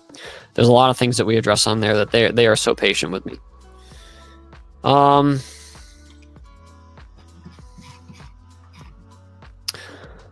Alrighty. So here's where Joseph Armstrong says bye-bye to King James Bible word. Formatting, I love formatting. This is not good formatting. Move that down here. Put like an end page or something. Or what do they call it? A page break. He has allowed readers to... has he allowed readers to reimagine the Godhead on his various YouTube videos? Okay. So if I'm reimagining... or allowing readers to reimagine the Godhead. Oh, boy. This is where it gets funny. So basically what I'm saying is, what she's saying is that when I talk about something, it is allowing people to use their imaginations to redefine God. That's interesting. First way I do this is I say that Lucifer, Hillel, in Isaiah 14:12 is correctly translated by modern versions as Daystar or like or the like. So Daystar, by the way, Daystar, Morning Star, Shining One. There's more than just Daystar and Morning Star, Gail. By the way, in the Net Bible, I found out the other day, I added it to the page. The Net Bible doesn't even use the word Daystar or Shining One or Morning Star in that passage. It simply says Shining One. And it's clearly talking about Nebuchadnezzar or some other king of Babylon. It's not explicitly about Nebuchadnezzar. What? That's blasphemy. What is? I don't even think they capitalized Daystar. I don't even remember seeing that. The King James Bible margin, however, does capitalize day. Of course, that depends on what edition you see. We'll get into all that on our page. Jesus Christ is the Daystar. Ah. Okay, Gail. Let's get something straight. I believe it's in the Old Testament. Or maybe it's the New Testament. I forget. I've got to double check on this. But you might want to check that again. Because there are other people that in the original languages are compared to the Daystar. Other than Jesus Christ. Other than Nebuchadnezzar. Other than Satan. And it has absolutely nothing to do with comparing them to Jesus. When Christ says that he is the root and the offspring of David and the bright and morning star, does that mean that he's the only person that's ever been called the morning star throughout history, and to call anybody the morning star or day star in any other point of history is absolute blasphemy and they're trying to make somebody out to be Jesus. That's not true. In 2 Peter 1:19, the word star is not in any Hebrew manuscript! Exclamation mark. Hang on a second. I just realized I don't even have this up anymore. Here I am highlighting stuff and you guys can't even see it.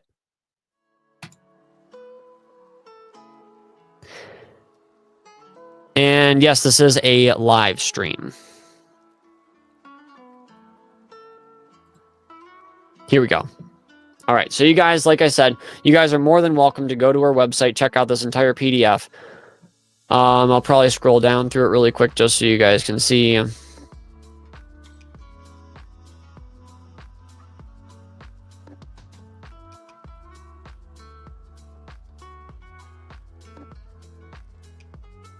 So yeah, that's the not good formatting that I talked about. There should be a page break here. So it shows up here instead. All right. The word star is not in any Hebrew manuscript. Oh, are you kidding me? It doesn't have to be, Gail. It doesn't have to be there. And you are well aware of this. It is not necessary that it be a direct, literal translation, word for word. And if that shocks you, you are not familiar with this debate. You're not familiar with the King James Bible debate. If you think that every Hebrew word was directly brought over into English, if it did, we wouldn't be able to understand the Bible whatsoever. The KJV translators knew that. Oh, they did. Then why did they put in the margin of the original 1611, and we'll show this on the page that we are publishing, why did they say in their margin that Lucifer could also be translated as day star? Fascinating, isn't it?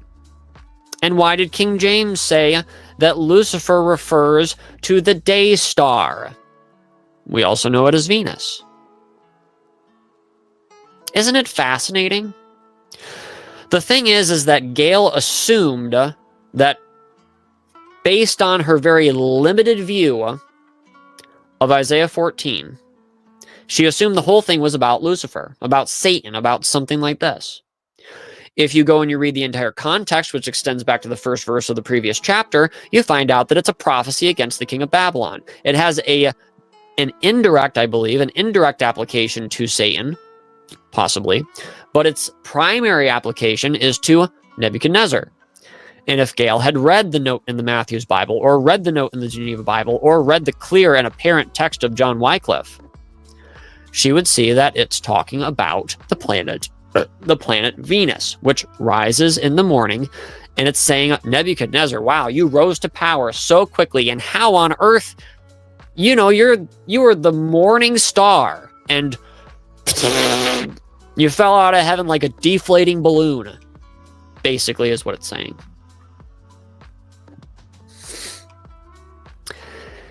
He says it's really weird how it works, the whole thing being based on her assumption about the word Lucifer and trying to defend her assumption being the whole basis of the book. And yes, it is actually the whole basis of the book, pretty much. If Gail finds out that she was wrong about Lucifer in Isaiah 14:12, and that she said it was a New Age translation for absolutely no good reason, which I believe there was absolutely no good reason, and we'll talk much more about it in the future, then her entire thesis pretty much crumbles and shows that she didn't do any good research from the very beginning. The book New Age Bible Versions assumes, as do all Orthodox Christians, that Lucifer is the devil, not Jesus Christ. Who is saying that it was Jesus Christ? Modern translations don't. Anybody who's read the passage doesn't. You know who does? Satanists. Satanists will tell you that Lucifer was actually Jesus Christ. Or cult people, or TikTok, or something like this. I had a coworker whom I respect, and who is not a Satanist to my knowledge. He said, oh, well, did you know that, that Lucifer there It's, it could be a, day star or whatever, and it also could refer to Jesus Christ is also called the day star. And I was like, yes, and also it's talking about Nebuchadnezzar in that passage, not Satan. And he's like, oh, that's right.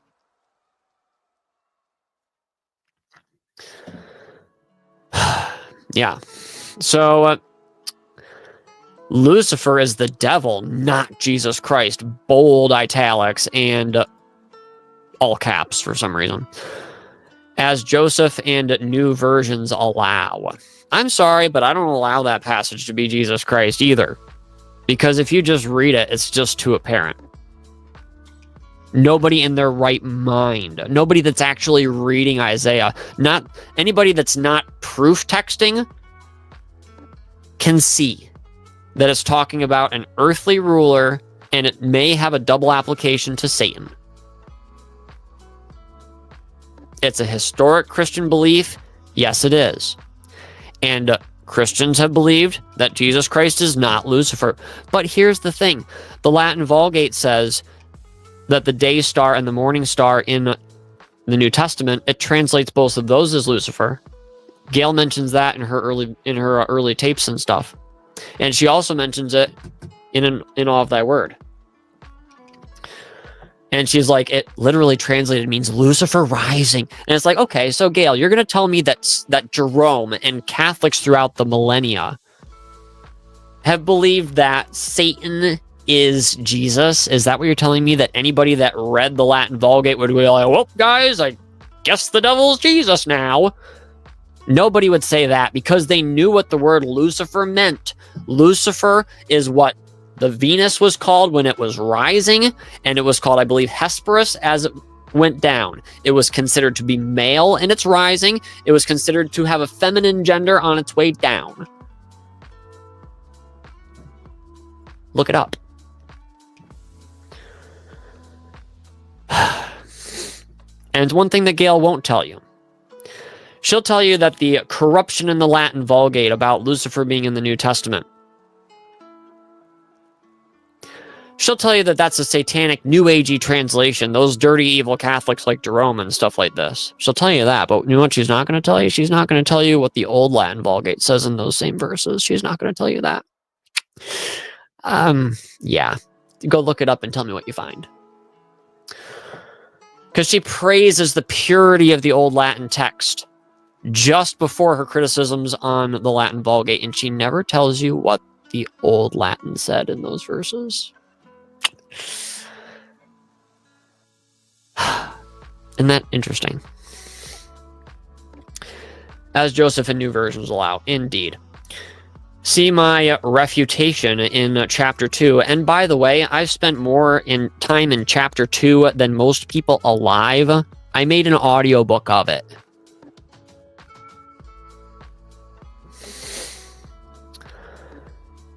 Gail Riplinger, New Age Bible Versions, Update, Expanded 2022 Edition, avpublications.com, all of this. So in other words, there's an active link that you can click and it'll take you right to the website. 2, another blasphemy from Joseph. He says the Holy Ghost, whom the Bible identifies as the Comforter, is correctly named in the new versions as the Helper. See NIV, ESV, NKJV on John 15:26, etc. An attack on the words of the Holy Bible patterns those... Hang on a second. An attack on the words of the Holy Bible patterns those who plucked out the beard of Jesus Christ, the Word, replacing the holy, undefiled, separate from sinners' words of God with secular, unholy, defiled, and worldly words. Oh, you're telling me that comforter is not a worldly word? Honestly, who's never slept with a comforter? Who's never had comfort food?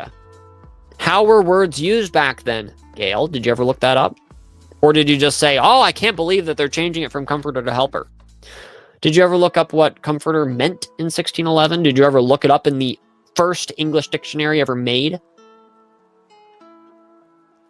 I looked it up in every dictionary that I could find from the old days, including the Johnsons and several others. It's all going to be on the Hermas and Barnabas page because it applies. He attacks these words. Okay, got it. Worldly words. Mirrors the masses who chose Barabbas over Jesus, the Word, who is holy, harmless, undefiled, separate from sinners, and made higher than the heavens. Hebrews 7:26.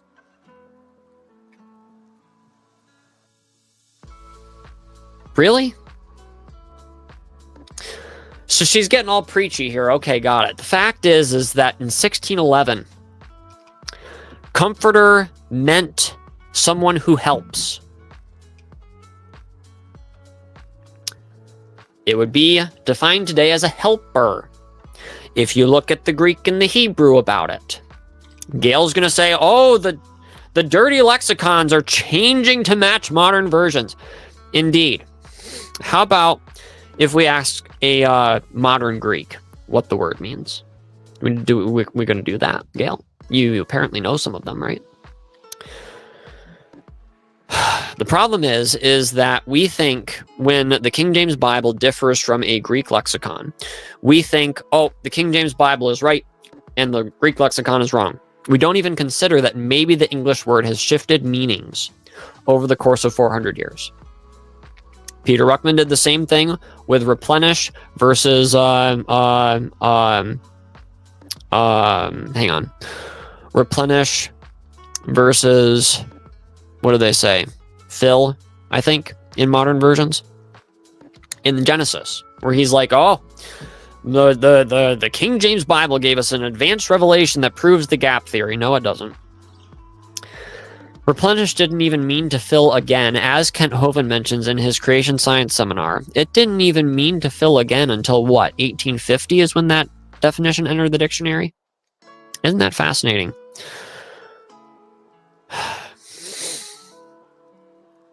So, with that in mind, let's consider the idea that the King James Bible is right, and the modern versions are right. They're just using different forms of the same language, separated by 400 years. And let's do some actual study and some actual research, and just instead of just saying, oh, Comforter is the holy, separate from sinners, made higher than the heavens word. Helper is the evil, defiled, pooped on word. Let's not be so careless with our scholarship, please. He is considering the possibility that the KJV could be revised. KJB, by the way, here, for some reason. He concludes, I'm on the fence. End quote. The case for the update becomes more convincing to me over time as I keep looking at the information. If there is no subterfuge going on, then why can't it be updated? So what I actually said, and you guys will see it in the videos, I'm like, okay, we don't trust a revision of the King James Bible because somebody's going to try to slip in some trickery. Dan Hafley would make this argument. He did make this argument against Mark Ward. So what if, okay, we have the geometrical whatever given that there is no subterfuge. Okay, let's just say that's a given. There's no subterfuge. Is it now okay to update the King James Bible to modern wording? No, it still isn't. Why? It started with we don't trust these guys, and now it's nope, King James Bible's infallible. That's it. It's the be all and end all. Never anything ever again. Some people have even said that the Bible needs to become 100% unintelligible before it should be updated. So in other words, you don't speak Latin, get out of Latin Vulgate. Your King James Bible needs to look like that to a person 1,000 years from now before there should be a Bible in his language. It should look like Beowulf to you. How Beowulf looks to you is how it should look to a person 1,000 years from now before they even consider trying to bring the Bible so that people can hear God speaking in their own language. Then why not just learn Hebrew and Greek? It's a messed up logical system. It's an illogical system, in my opinion. He mocks those who defend the King James Bible, saying saying KJV only could be a part of the PSYOP. I talked about this on many public streams too. I have suggested it many, many times. And I talked about it already. He covertly chided heavyweight King James Bible defenders such as Will Kinney, friends with him on Facebook. I've helped promote some of his work. I actually published one of his articles on a conspiracy as a video on our YouTube channel. Joey Faust, I've published many of his sermons. I actually have his complete audiobook on this YouTube channel. Check it out. The word God will keep it. It's very good. Friends with him as well. Been friends with him for a long time. I've met him personally. I've talked to him on the phone many times as well. But I will have to add the caveat that there's things that we need to talk about. Stephen Haidt, one of our co-conspirators and a friend of mine. Bobby Adams, another friend of mine whom I've talked with. Rick Duos. She's doxing these guys, not me. Any response that I've ever gotten from Rick Duos has been anything but heavyweight or scholarly or courteous, by the way. And I'm not talking about their responses. I'm talking about the other people that ripped me to shreds for sharing a Mark Ward video. And others saying they just pitched a fit and cannibalized him. And yes, they did. It was a very, very fun time in my life when I was getting nothing but comments on this poor little post that I made, saying that Mark Ward made a point, and just all hell broke loose. And I read the nice responses. Will Kinney's responses are usually very nice, and pretty well researched. Usually, his one on Lucifer, I don't feel was considering the evidence quite clearly. I mentioned that already, and we'll talk about that in the future. Joey Faust, his was lacking, I felt. I don't remember Stephen Haidt's or Bobby Adams or Rick Duos's. I don't. I'm saying that, okay, whatever. Actually, they gave him kind, detailed, scholarly, and scriptural defenses of the King James Bible words, mansions, and study. But I will also say that their responses were lacking, in my opinion. In response to Joseph's Facebook posting of Mark Ward's video defending the modern version substitution of be diligent for study and rooms for mansions. Oh, how evil of them.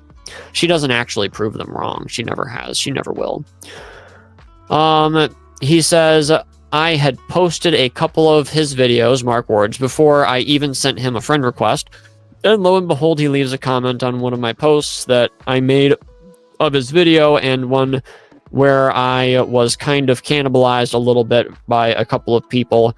Oh, one guy was like, are you on drugs? What could you think of Mark Ward's of making, how could you think that Mark Ward is making a good point? And yeah, that was the first comment I believe that I got on that post, was somebody questioning whether or not I was on drugs and how could I even think that Mark Ward could make a point. That was like, what? And I mean, honestly, really. Let's see. And yeah, Mark Ward, I hadn't sent him a friend request or anything to my knowledge for my remembrance. And he did end up leaving a comment on that page, on that post. And he's like, basically acknowledged the attitude that was being shown by most of the people commenting on that. The 4 people that Gail mentioned are not the only people that left comments. They were probably the only ones that were at least thought out. The other ones were basically just splitting apart at the seams. And Mark actually chimed in and he was like, I appreciate the people that actually take the time to listen to the documentation that I give from the Oxford English Dictionary and multiple other sources. And I believe one of those people is Joseph Armstrong. And I was just like, well, thank you. I like, if I want something in my brand, not my, logo or whatever, but if I want something to be something that I stand for as part of my brand, I want to be a listener. Okay. Joseph continues. In Greek, the word is to be diligent because it's how we speak, and they're trying to speak like me with all of the, okay, I'm in friends on Facebook. That doesn't even make sense as a sentence. Go right ahead and read the comments on that. I didn't respond back to it. Okay, so long short of it, that's really weird. Long short of it, and you guys can read that for yourselves. Try to make sense of it as best you can. People pitched a fit. It is still an accurate translation. There's no conspiracy behind it. There's no trying to remove a command to study that I see whatsoever, or trying to demote our place in heaven or something. The thing is that we're afraid that what we have always assumed to be correct as King James only arguments and such, we're just afraid that we might be wrong. And I've messaged Mark. We've had some conversations in Messenger. And it'd be awesome to meet him at some point. And guess what? It would also be awesome to meet, I've already met Joey Faust. It would be awesome to meet Bobby Adams. It would be awesome to meet Will Kinney. It'd be awesome to meet Stephen Haidt. It'd be awesome to meet Mike Holner. It'd be awesome to meet Gail Riplinger. It'd be awesome to meet Stephen Shutt. It'd be awesome to meet Bryn Riplinger. It'd be awesome to meet any of these people that I know, because none of these people are actually part of my life. They're just online. It would be awesome to meet Mark Ward. It'd be awesome to meet James White. It'd be awesome to meet Dan Wallace. It'd be awesome to meet Don Wilkins. It'd be awesome to meet John Ankerberg. It'd be awesome to meet any of these people. It'd be awesome at all. Okay? And I appreciate what Mark Ward has done in a lot of his research. I really do. His documentation of what he calls false friends is a whole nother world different from Gail's documentation. Like I said, Gail's documentation is like Mad Magazine versus, I gotta think of a different example from C.S. Lewis, because I already did that when drawing a comparison to Dan Wallace. Mark Ward is like reading, I don't know,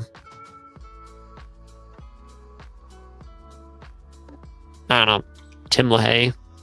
Not Tim LaHaye. That's the wrong word. I'm thinking of somebody else in my mind. Whatever, it's late. I gotta wrap this up. Oh, you guys get my point. I appreciate very much the depth that he's adding to the understanding. And yes, he is adding depth to the understanding of English words. Study meant to be diligent. Okay, blah, blah, blah. Over 1611, over...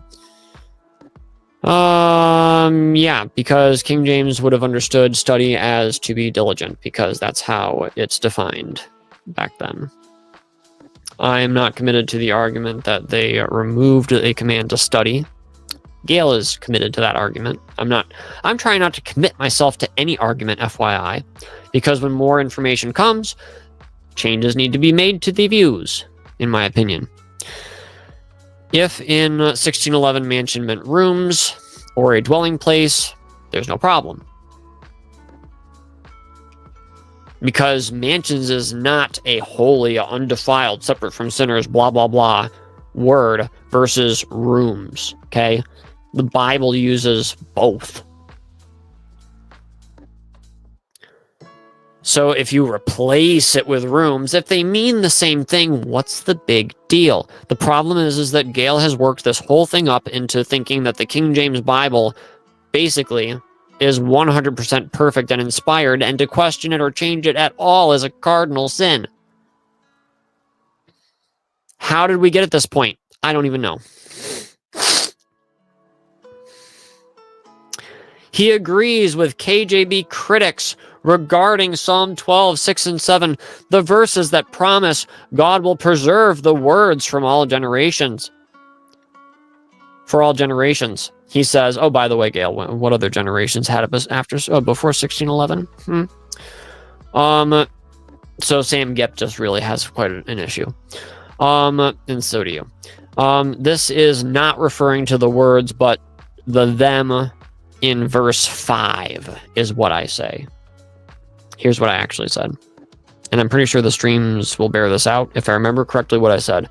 is that from what I've been finding, it's referring to the them of verse 5, and the evidence keeps getting stronger toward that direction. And I do not personally use, and I haven't for a long time, I haven't used Psalm 12, 6 through 7 as a proof text for Bible preservation. I haven't. I would like to ask him, where are the people who are 1,000 years old, huh? Well, I'll tell you who they're, the Hebrews, okay? And the people that fear God. Those are the people who have been preserved.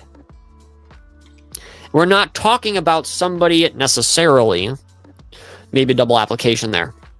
We're not talking about somebody having eternal life and being a really, really old person who is 1,000 years old or thousands of years old. We're talking about people who are being kept safe from the lying tongues, Gail, and are being protected by God in every generation. That's what I think that passage is talking about. I look forward to hearing all of your responses. I look forward to making a page dealing specifically with that verse where we bring in all of the information from everybody I can find, because you know I like doing that, and letting you make up your own mind. Because in Gail Riplinger Kingdom, Gail Riplingerania, that's a terrible attempt at making, like, you know, Mermaidia or Fairylandia, Gail Riplingeria. That doesn't flow. In Riplinger world, you don't have a choice. You don't get to make your own decisions. You need to commit to everything she says, or you're a horrible, fiendish, traitor, liar, evil, surmising person. Okay, fun. Isn't that fun? In Armstronglandia, in the Bible version Conspiracylandia, you get to look at the information for yourself. You get to weigh it against what other people say. You get to form your own opinion. You disagree with me? I'll be glad to talk to you about it. I'll be glad to argue with you about it. Whatever. But am I going to go, you're an evil, awful heretic, just because you have a different opinion than I do? That would be irresponsible, wouldn't it? That would be irresponsible, childish, and you know what else it would show? It would show insecurity.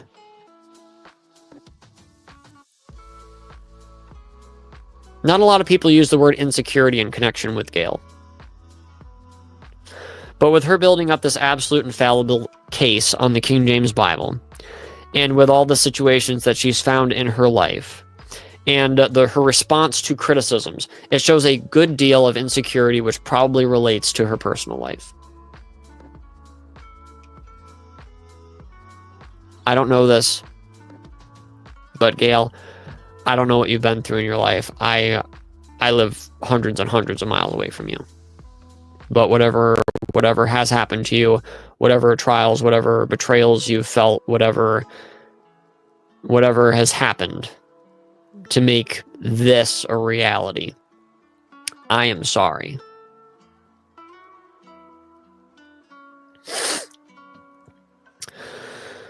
He banned the Riplinger family from helping on Facebook and refuses to let us pin our replies to his critical links. Okay, so what does that even mean? So first of all, Gail just joined Facebook like a week ago, something like this.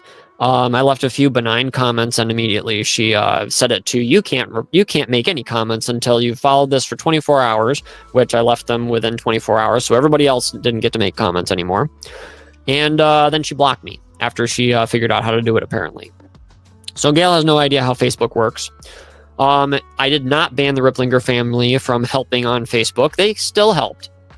They would say, like, if somebody came in and was just like off the wall, like there was one guy, well, I didn't get a chance to deal with him because we were out that day, we were driving all day, but as I was able to, he got cycled out of the group.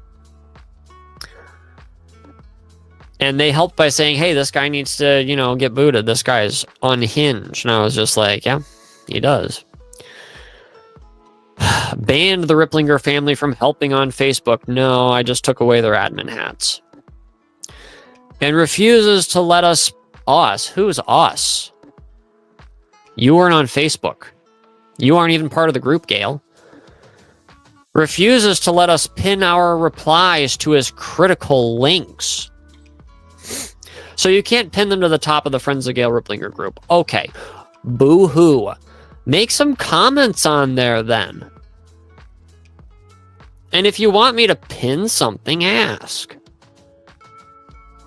Refuses to let us pin our replies to his critical links.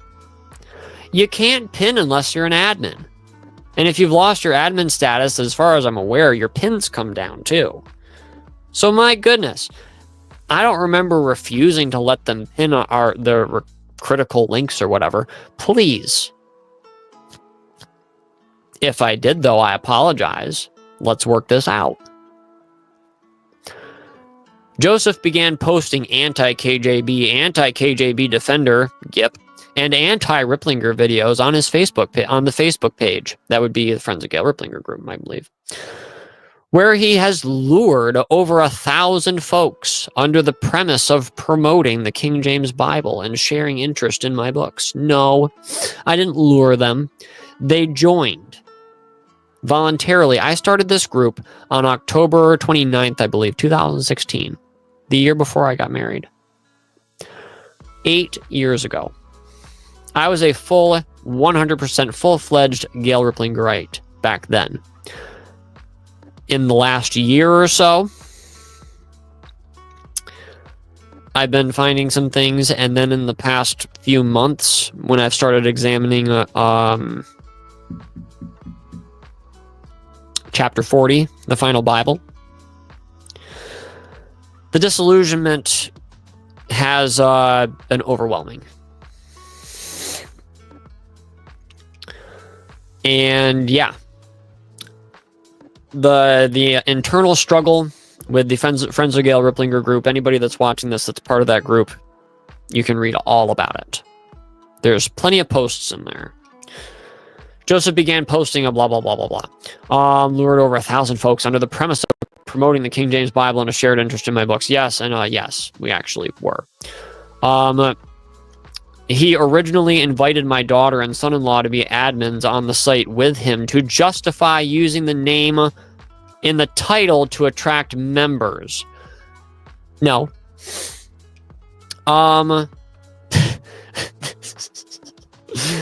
Because I'm pretty sure that this doesn't work this way. When you ask to become part of a group, you don't see the admins right away, I don't believe. And they weren't even active admins very much. They never, as far as I'm aware, they never even let in new members. They just never did anything, to my knowledge, except remove some posts. One of them because they were telling people where they could get Gail Riplinger's books for free. And Bryn actually at that point wanted to be reinstated as an admin. And that was before I turned off her admin status. I'm pretty sure that they were in and out, if I remember right, but I don't remember anyways. He originally invited my daughter and son-in-law to be admin/moderators on the site with him to justify using my name. No, it was out of courtesy, and I can prove it. And the title to attract members. Recently, when we tried to post responses to his new negative posts and linked videos, he brazenly locked their admin access. No, it wasn't in reaction to you guys posting responses to my new negative posts or whatever. It happened around the same time. The reason why you guys lost your admin hat, I didn't block you from anything. You're still in the group, aren't you, Bryn? Yes, you are. Even though you've been not very kind very many times. And also, you misrepresented this whole thing, saying that there was an agreement of some kind, that I had to let you be admins in order to use the name Riplinger in my in the group name. No such agreement ever existed to my knowledge. I'd love to see evidence of it. 12 o'clock. 2 hours and 15 minutes.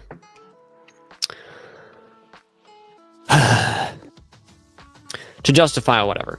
Recently, we tried posting responses, tried to post responses to his new negative posts and linked videos. He brazenly locked their admin access, which consequently removed all their pinned posts. I didn't know that was going to happen. Sorry. He sealed the Riplingers out like the Jesuits glued shut library book pages. See cover page image. Oh, so that's what that is. Isn't that interesting? And I didn't seal you out. Bryn's still part of the group. Gail, if you actually make a way that you... I don't think a Gail Riplinger page can join a group, but if you make an account, come on in. Let's go. I mean, my goodness. That'd be cool. And by the way, Gail and Bryn, if either of you are watching this, and Steven as well, anybody who wants to defend Gail or research and fact check her, if you want to be engaged in discussion on it, go right on Facebook, Rebooting Gail Riplinger. Type it in and hit join. It's a public group. Let's talk about this stuff. Do it professionally, but let's talk about this stuff. Come on. I sealed the Riplingers out. Bull. Our responses showed the errors in Joseph's new circle of critical friends. New circle of critical friends. Let's see. Who are my critical friends at this point? Let's see. There's Mark Ward and Don Wilkins. I think those are the only critical text people that I am actually friends with on Facebook, to my knowledge. That's funny. A circle of 3 people. Me, Don, and Mark. Yeah, okay. Who did not believe in the inspiration of our Holy Bible, as my writings demonstrate. Oh, they do? That's funny. It keeps on getting more funny as we go, especially since I'm not saying there's a single error in the King James Bible. I'm still trying to figure out the textual issues, but I don't believe that there was one translational issue in the King James Bible whatsoever. Mark Ward may, Stephen Anderson may, Don Wilkins may. I haven't found one yet. I don't think there's a single translational error. And what am I talking about that she's responding to? Translational stuff. I'm talking about just understanding the words the way they were historically understood. Oh, yeah. And then I'm criticizing her about the Shepherd of Hermas and Epistle of Barnabas, which has nothing to do with the King James issue. So me having a circle of critical friends has nothing to do with anything. Blind rage. He admits why he's mad, saying that this all goes back to... He and his co-conspirators admit in the secret stream video that Joseph slammed on the brakes and immediately made an abrupt 180 turn away when he got mad at me personally because I couldn't immediately endorse a new project of his in November of 2023. Well, that's funny. Because I didn't. There was no 180-degree turn. There was no got mad at me personally because you couldn't immediately endorse. It wasn't any of that kind of stuff. I wanted to raise funding for the audiobook project because we were going to have a professional actually reading it who loved the project. You didn't want it raised, the money to be raised by crowdfunding. You wanted her to either do it for free or you wanted somebody else to do it for free. Or she'd have to be paid for it somehow miraculously. I don't know. So something like that would have had to have happened. And I was like, okay, hang on a second. So I was like, all right, so here's my plan of what I would like to do. You tell me what's wrong. Well, you've obviously not read any of my emails. Cease and desist from all involvement in this project and stuff like this. And I'm just like, okay, whatever. And I was just like, we'll have to publish all those emails too at some point. But I was, just basically after that, I sent her like 3 emails like pleading with her, just being like, what are you afraid of? Are you afraid of something? You know, what is wrong with people supporting a project to have your book become an audiobook? It's huge. It's a huge project. You got a 700-page book with charts. Those are the worst things on earth to try to format into an audiobook. And it was upsetting, yeah. But did I make a 180-degree turn away because of a new project? It wasn't a new project. I'd been working on it for a very long time. And it was just like immediately endorsed. That also has nothing to do with it. She doesn't discuss any of the details about this project. What you get from reading this is you get, oh, well, he had a new project, and he's like, endorse my project, please, Gail? Endorse my project, please. I'm sorry, son, but I can't endorse your project because I think that you may be immature and maybe jumping the gun or something else like this, but I kindly withdraw from actually endorsing your project publicly. How could you do that? Man, I'm going to turn 180 degrees now and go the opposite way. I'm not happy. That's the impression that you get from reading this. It's not what happened at all. And by the way, if I turned 180 degrees on my opinion about your research, guess when that was? That was when somebody asked me if your claims about Hermas and Barnabas were correct. And I went and looked into it myself. And I looked at the context of that quote that you gave by Blavatsky, where you justified the entire thing. And I tried making sense of your chapter 40. And I looked at every single little point of it, and I found it to be extremely wanting. I could hardly find a legitimate fact in the entire thing. It was horrible. That's where I was just like, I can't. I'm backing away. I can't endorse New Age Bible versions or recommend it for the casual, trusting reader. That's what I've said. That's what I've said for months now.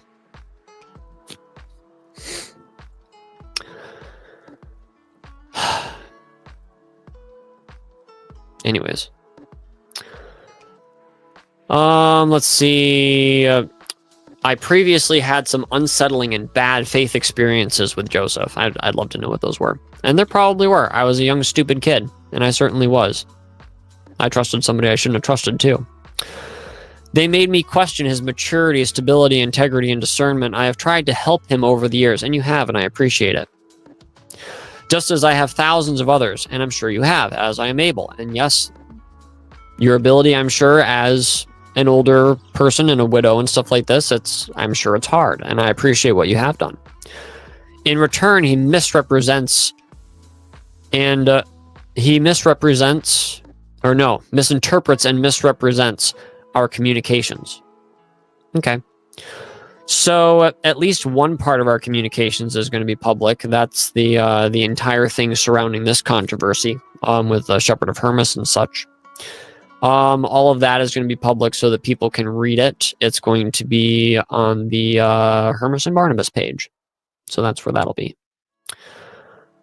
Well, the boy got mad and has stayed mad at us and all things related ever since. Ever since when? Ever since she was not able to immediately endorse a project of his in November of 2023. So my mad reaction to that was taking down the audiobook chapters that I had published. The main way that I justified that was saying, well, each of them included a promise of an upcoming chapter. Each of them. And so I privated them because I'm just like, if there's no upcoming chapters, I don't want to have that promise there. And I also kind of wanted to, because since the audiobook wasn't going to be coming soon, one of the main reasons that I wanted the audiobook to come out was so that Gail's book could receive more attention and it could receive more just criticisms and be, more widely appreciated. When that fell through, it became a doubled interest of mine to find out the truth for myself. I was hoping that the conversation stirred up would be able to show me how accurate her statements were and everything like this. When the audiobook project fell through, it kind of fell to me as being like, okay, Joseph, well, you have to look into this for yourself. And there were some different things that I was looking at. I had never even thought of the Final Bible. Somebody mentioned it to me in an after show as an idea for something that he would like to see me address. And I'm glad that he did. And I'm glad that the audiobook project did not turn out. I've said this multiple times publicly. because I would hate to tie up my reputation with the amount of subterfuge, misinterpretation, and just falsification that I've seen in New Age Bible versions. The boy got mad and stayed mad at us and all things related ever since. That's what this all goes back to, says the secret session. That's what one of my co-conspirators suggested. And when he said that, I was just like, I don't know, maybe it does. Because, you know, maybe the hurt kind of goes back to that. But no. Not this whole I can endorse her book for casual trusting readers. That did not come from some kind of spite because of the audiobook project. Not at all. Joseph was asked by one of his co-conspirators how he will reply if I get upset about his new criticisms, saying, "We'll see how it happens," or if she sends you another cease or desist. Joseph replied, "I'm not sure how I would take it that. I'm sure that I'd be very crude and mad and everything like this. Yeah, she sends me a cease and desist letter. I'm just going to be like, maybe that's what this all goes back to. It could be, I don't know. Maybe that's what this all goes back to." No, that's bold for some reason. It could possibly be what some of the frustration goes back to, but the new criticisms and the I'm not sure how I would take and the upsetness with that. I know that if she sent another cease and desist or whatever, that the way that I would react to that is just be like, what? And then see exactly what she's even saying. And then just being like, I'm sorry that your book can't withstand scrutiny. What do you even want? I don't know. She threatened Bethany House publishers with a lawsuit when they were going to be publishing James White's book. Just before it went to press, she contacted them and said that if they published the book, she'd sue them. She contacted them twice about that matter. And the legal team went through the entire book, making sure every I was dotted and every T was crossed, and everything was legitimate. Everything he said was truthful, like James said. They published the book, and she never sued. In another secret stream, he reveals the others who are influencing him, saying, "I found this statement by Don Wilkins, NASB translator, to be very true. And there has been many by James White that I'm finding to be very true as well." Okay, so let me tell you, let me be fully honest with you. The James White exposure that I had with that point right there was I was listening to some of the criticisms that he had made of New Age Bible versions in an interview that he had with a guy named Wessel, I think, and his New Age Bible versions refuted. And Don Wilkins said a quotation, which you'll see in the video.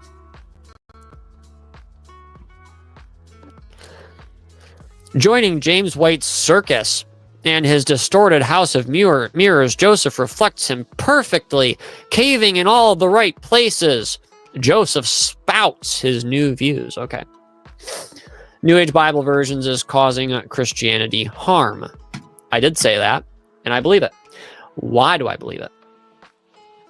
Because it is making people hate and distrust anyone that isn't King James only. And in this PDF, for the last 10 pages almost now, you're being made to hate and distrust me. Not because I don't use the King James Bible, not because I think there's errors in it, not because of any of that stuff, but because I've done my research on the word comforter, the word Lucifer, the word study, or at least I haven't done all of my homework on that one, or mansions. But you're to hate me because I came to a different conclusion than Gail on those points. And you're also to hate me for defending Hermas and Barnabas. Fun. It's so diabolical. I did not say that of New Age Bible versions. I said that of something that Gail did in her writings. You guys can listen to that. It's causing Christianity harm. It just said that right here. It's the same thing. Okay. I hope that what we are doing on this channel will be a positive against the damage New Age Bible versions actually did. And yes, here's the thing. Here's another way that the damage is being felt. I have expressed this before. I'm sorry if I sound like a broken record, but there's people that'll watch this that won't watch another one.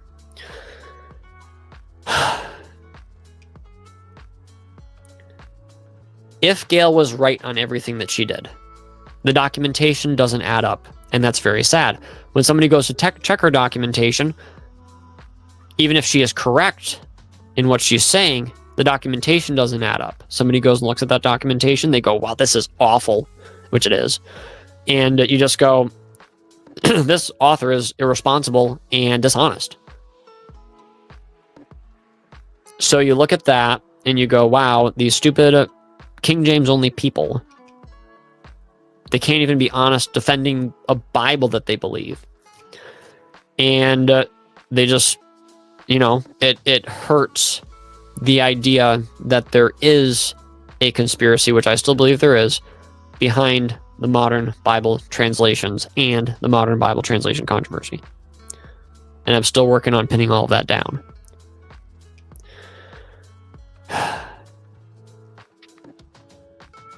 I hope to do some positive damage against the damage that has been caused. I hope to be, and if you like this kind of idea, subscribe or what have you. I hope to be someone that stands for what's truthful and what's right and is willing to give up things that are found to be untruthful and incorrect. The copyright thing is another one of them. We'll talk about that in future streams. The copyright with modern with the King James Bible and such. There are people that are trusting her more than they are trusting actual Greek scholar. It's not Bag. There's another initial in there. I forget. Or whatever it is that the responsible, Greek and Hebrew lexicon or whatever, as Mark Ward calls it. Oh, that's just a bunch of hooey because Gail says so and hazardous materials. Oh, yeah. So what I actually said is that hazardous materials is not written by a Greek scholar, especially since she kind of pretended to know some Greek words that she did not when it came to writing New Age Bible versions, and James White stepped in and said, Gail, you're wrong, and Gail fixed those problems, so that's fun. So, and also, by the way, when Gail writes hazardous materials, a lot of it is based, and I'm not sure how much of it is actually really a problem, but there are definitely some problems in there that I have seen, and I haven't really delved into hazardous materials. There's probably a lot more legitimate stuff in there than New Age Bible versions, but I don't know. I haven't researched it yet. A lot of the stuff that she says are errors in modern lexicons or whatever is just the fact that the King James Bible says something in 1611 English, and a modern dictionary is using modern phrasing to define another language, Greek, and comforter, the word underlying that just means helper, and the word in Hebrew underlying replenish just means to fill. It simply does. The King James Bible wasn't wrong. It's just using a different form of English, an English that meant what it means today. But when you read it, you think that it's something different. That's why the false friends thing exists, because it's easy to misread and think that there is an error somewhere on somebody's part when there actually isn't.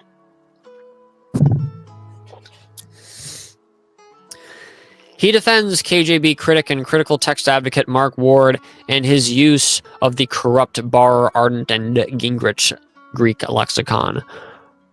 For their heresies, see chapters 15 and 16 of my book, Hazardous Materials, Greek and Hebrew Study Dangers, The Voice of Strangers, Burning Bibles Word by Word, avpublications.com. And I also made chapters of that. I actually read those chapters. They got a lot of views on a different channel, not this one, but I also privated those for the time being because I have not verified that that information is true. And I want to look into those chapters and see if they are legit before I go and promoting them. I used to trust Gail's material. Now that I have the only places that I have actually dug in and researched deeply, thank you guys for sticking around. You guys are saints.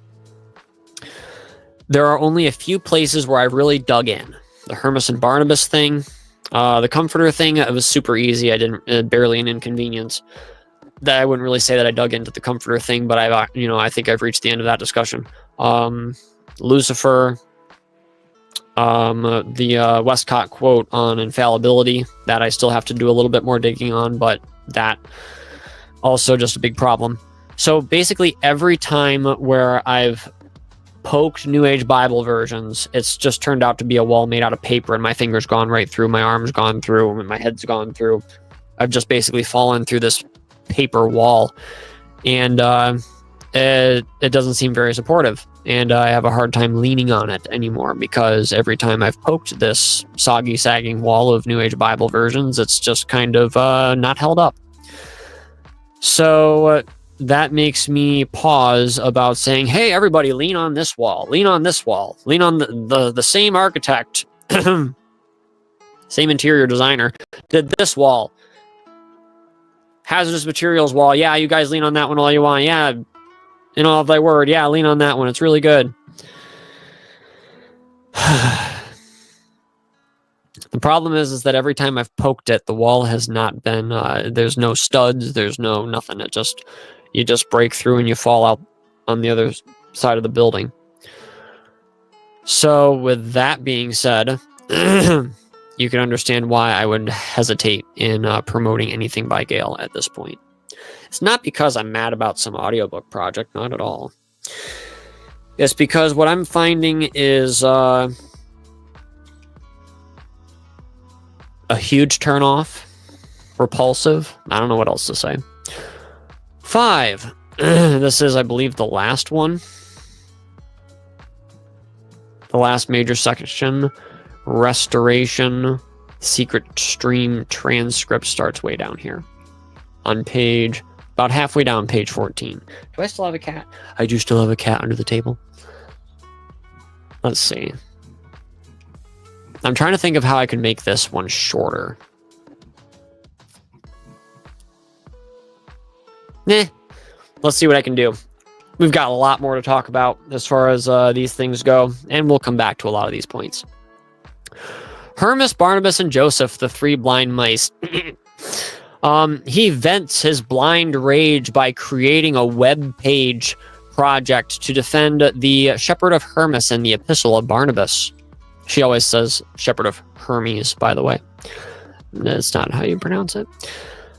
He criticizes my pointed analysis in chapter 40 of New Age Bible versions, which exposes these esoteric manuscripts, which were included in the highly corrupt and potentially fraudulent, in other words, a hoax, a forgery, Sinaiticus manuscript underlying new versions, which, by the way, I'm leaning more toward the idea that it's a 6th century document. Brian Ross has actually done a lot of good research on that. Chris Pinto actually referred people to Brian Ross's defense of the fraud, forgery of Sinaiticus hypothesis at one point, but he's actually studied further away from that, and it's a fascinating research thing. There's more on our website about that. He admits he is now angry and spiteful at me. His website project is, he confesses, quote, I guess it's kind of a trap for Gail. Yeah, hopefully it all just pulls off without a hitch. Now, you read that and you think, I'm gonna get Gail Riplinger. That's what you get when you read that. Maybe not that same voice, but anyways. You go and listen to the secret stream yourself in a few days. That'll all be coming out. You guys can watch it to your heart's content. And the reason why I mentioned that it's kind of a trap, not saying, ha, you know, I've got you now, Gail. Now you'll never go anywhere ever again, or what have you. The thing is that Gail's usual out from criticism is saying, oh, this person hates the King James Bible. Well, how about when a King James only person disagrees with you? Well, like I said, I want to try to drop that label anyways. Disagrees with you and says, oh, actually, you're wrong about something not related to the version issue, but you make it play into it. What happens there? You can't use the easy out of saying, oh, the King James Bible hating person. Yeah, hopefully it all just pulls off without a hitch. Oh, yeah, indeed. We have unhitched Joseph's trap and the truth-killing trickery in his in-progress web page, defending the apocryphal Epistle of Barnabas and Shepherd of Hermas. Oh, you've unhitched it? What is it? Unhitched. Okay. So, in other words, she's, disarmed the trap. Okay. How? That's interesting. Oh, it gets so interesting. And Bryn's response is even more interesting. In his anger, catapulting him to make YouTube videos and web pages defending things such as... Okay, so in other words, I just hate Gail Riplinger so much that I'm willing to defend a Luciferian. No, that's not the case. If Gail misrepresents the Luciferian, I'm sorry, but let's look at what the person actually said. Let's not go quote mining, okay? Let's look at what this person actually said. Deal with the facts, deal with the truth. Let's not do all this nonsense. And by the way, I see there are 8 people still with us. You guys are champs. You're at about 2 hours and 43 minutes. If you guys come back and watch this video tomorrow, I would not blame you, especially if you're being kept up late. I'm not sure what time zones you're in, but anyhow, just thought I'd mention that. Is his anger catapulting him to make YouTube videos and web pages defending things such as New Version's blasphemous switch to the fall of Lucifer, to the fall of the Day Star, which is Jesus Christ. Now it's in 2 Peter 1:19. The apocryphal books, the Epistle of Barnabas, that evil book. Oh, really? Blavatsky never said a single thing about it. Why do you think it's a evil apocryphal book? I don't know. Oh, yeah, you think it teaches Luciferianism. Oh, that's hilarious. From the Sinaiticus manuscript. Oh, I'm also defending Luciferian H.P. Blavatsky. I'm sorry, Gail. I'm not defending her. But when you decide that you're going to quote mine her, misquote her, and say that something is a certain way when it certainly is not, I'm not defending her. I'm saying, come on, Gail. That's what I'm saying. Corrupt New Greek Text editor, B.F. Westcott. Oh, I'm defending him. No, I'm not. I looked at one quotation where he talked about his feelings on the word infallibility. I looked at it in the original book. The page that you would have been looking at when you wrote that, if you looked at a page at all. I don't even know. Maybe you guessed. But I looked at the exact page, and I read the entire paragraph, which you decided wasn't worth quoting. It's a very interesting quotation, how you give it. Maybe your editors helped, or didn't help, rather. But yeah, it meant what he said meant exactly the opposite of what you said, and that's really sad. Words in new versions. Oh, how dare I defend words in new versions. If they're correct, I'm sorry. They're correct whether they're new versions or not, if they're correct. It's just trying to be fair, okay? The insufficiency of the James Bible over corrupt Greek lexicons. Okay, so I'm defending things such as the insufficiency of the King James Bible over corrupt Greek lexicon. What? I never said the King James Bible had a single mistranslation in it. If there's anything that's perceived to be a mistranslation, I would think that it would be due to false friends a lot of the time. I think the King James Bible was accurate in every translational decision that they made. I don't know what you're saying with me saying that the King James Bible's translation is insufficient. Joseph said regarding the shepherd of Hermas, "There are no nice words to say this. I am totally disgusted at what she has done in her so-called representation of Hermas. Hermas is misrepresentation. Christian elements are removed purposefully." Okay, Gail does not address this.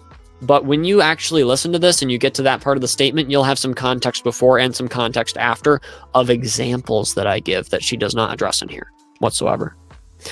For example, the shepherd of Hermas gives something that I think is a very scriptural way of fasting. It also gives a scriptural way, I think it's a pretty scriptural way, of discerning whether or not somebody has a good spirit that is prophesying through them. And then it gives an example of a bad form of fasting and with ill motives and a malicious spirit who is prophesying through a man for money. This guy's using the spirit for money and stuff like this. Gail takes the example of the good person who is prophesying with the Spirit of God, removes all of the things that are scriptural about this person who is prophesying in contrast with somebody who's being unscriptural in their prophecies, removes all the Christian elements, and by the time she's done, you think that the person who is doing the good use of the Holy Spirit in his prophecy, you think that he's the one that's the false spirit.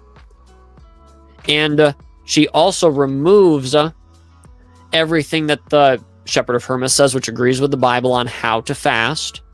She removes all of it and makes you think that one of the mandates of the Antichrist is to not fast, to abstain from fasting. I'm sorry, but it's going to be so much fun. It's going to be so much fun. I hope you guys enjoy the secret streams. I hope you do. There's a lot of other secret streams that we have had, but they took place after Gail's honorary co-conspirator membership had to be revoked. And so she hasn't been privy to those, to my knowledge, unless, somebody's sharing the links with her, in which case, whatever. Naive Joseph must think that Jesus' warning about wolves in sheep's clothing was a lie. What? Having a form of godliness in the sheep's hide to hide the wolf. 2 Timothy 3:5. No. Satan himself is transformed into an angel of light. Could Satan be transformed into a King James onlyist too? 2 Corinthians 11:14. And those who are of full age, even those who by reason of use have their senses exercised to discern both good and evil, can see through the gooey form of godliness surrounding their oozing smallpox of, now get this, you never read about half of this stuff in the Shepherd of Hermas chapter that she made, the final Bible. Work salvation, you get a little bit of that. And yeah, I'm not going to say that the Shepherd of Hermas was perfect on that. Arian heresy, there's actually some debate on that. There's a lot of debate on that, actually, and the adoptionism it's supposed to promote. Calvinism, sorry, it's that. Okay. Salvation by baptism, yeah, pretty much, you're right. Seventh-day Adventism, commandment keeping salvation. I'm not sure what that is. Roman Catholic heresy, such as celibacy and modesty like Muslims and nuns. I don't think you even talk about that in that whole book, but okay. And perhaps Satan's end time plans. No, Gail. Don't do this to us now. Go read that chapter. And the entire thesis was that it definitely lays out Satan's end time plans, just like Satan wants to see it. It encourages people to take the mark of the beast and give up to the beast and kill Christians who don't receive the mark of the beast and to form a new world order. That's what you said.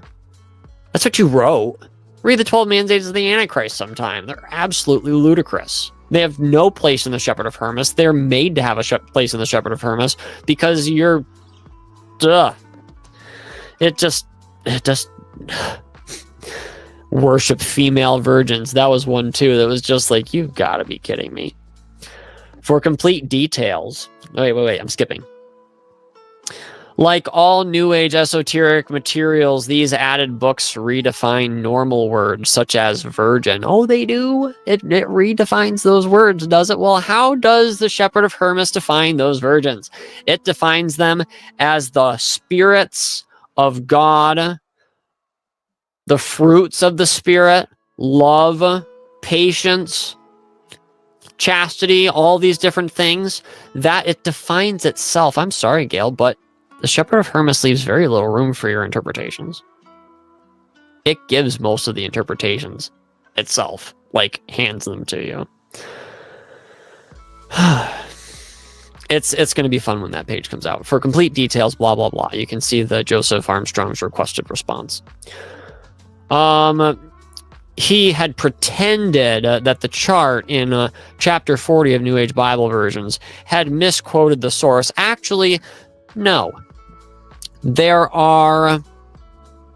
I didn't pretend that it misquoted the source in the email that I sent Bryn, which they are not publishing, which is funny. That'll be more to deal with later. When I have more energy and more time. Misquoted, okay. He hadn't read the sentence immediately preceding the chart, which explained that the chart was an abstract, not direct quotation. Actually, yeah, you actually quote Lightfoot's translation pretty accurately. I've only found maybe 2 or 3 spots, maybe, where you actually didn't quote it correctly. One of them really played on your interpretation. Another one of them, not quite so much. And a third, I don't remember.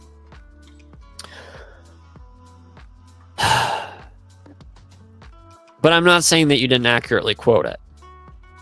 Except a few times when you just left out a word. You're not making an abstract, Gail. I'm sorry. He hadn't read the sentence immediately preceding the chart, which explained the chart was an abstract, not direct quotations. In our response, we tried to explain to him what... In our response. That was supposed to have just been from Bryn, but whatever. We tried to explain to him what an abstract is. We sent him links to many examples. So now that reading our response has pulled the rug out from his whole thesis, he spouts. I'm spouting again. I guess I'm some kind of whale, I suppose. He spouts now that it is an abstract, but he still doesn't even understand what an abstract is. What do I misunderstand about abstracts? Well, let's see what I misunderstand about abstracts. Referring to chapter 40 of New Age Bible versions, he says the right-hand column is an abstract of the Shepherd of Hermas. YouTube spells it correctly, which I probably don't. I will admit my spelling is atrocious at many points, and that's why I love Grammarly. And doesn't give, the right-hand column is an abstract of the Shepherd of Hermas, is what she says, and doesn't give you any details, and that's what an abstract is supposed to do. Now, you're going to listen to the video yourself, and you're going to see the context of this. Here's what I actually said. I said that it doesn't give you any details. An abstract is supposed to give you some amount of information. It's supposed to give you a summary. It's supposed to give you a glimpse, a preview of the article that is to come. It's supposed to give you the idea of whether or not you want to read the entire piece, if it's going to be worth your time, if it's, it's going to give you something, some kind of detail. It doesn't, Gail's charts don't give you any details. And an abstract is supposed to at least tell you what the book's about, what the article is about. I've read New Age Bible versions 3 times. And you can read it for yourself. Read chapter 40 yourself before you read the Shepherd of Hermas. And you'll see that by the time you're done reading the Shepherd of Hermas, you'll actually know what it's about. And after reading Gail's chart, you have no clue. You don't even have the faintest idea. You get to the bottom of 19 pages of chart, about 80 different items. And at the end of it, you're just like, okay, I wonder what the Shepherd of Hermas is about. Same thing with the Epistle of Barnabas. You have no idea what it's about after you're done with her smaller chart. I think it's like 7 points or something like this. There's not much there, but you still have no idea. And it's certainly not an abstract. It just doesn't represent reality whatsoever. Actually, an abstract is not detailed. I know, because it's only supposed to be a paragraph. It's not supposed to be detailed, but it needs to have some sort of detail to it at all. Honestly. It is the opposite of detailed. Yes. I know. It gives a quick, generalized, summative overview. No quotations are included. Correct! No quotations are included. So, Gail, why is your entire chart made up of quotations with ellipsis marks all over them? So if an abstract includes no quotations, that just makes no sense. He also pretends I misrepresented the article. Cutting loose the Holy Canon. Saying Gail's quotation doesn't quite represent the source. And that's not what I said. You guys will watch those streams yourself, and you'll see exactly how she misrepresented it.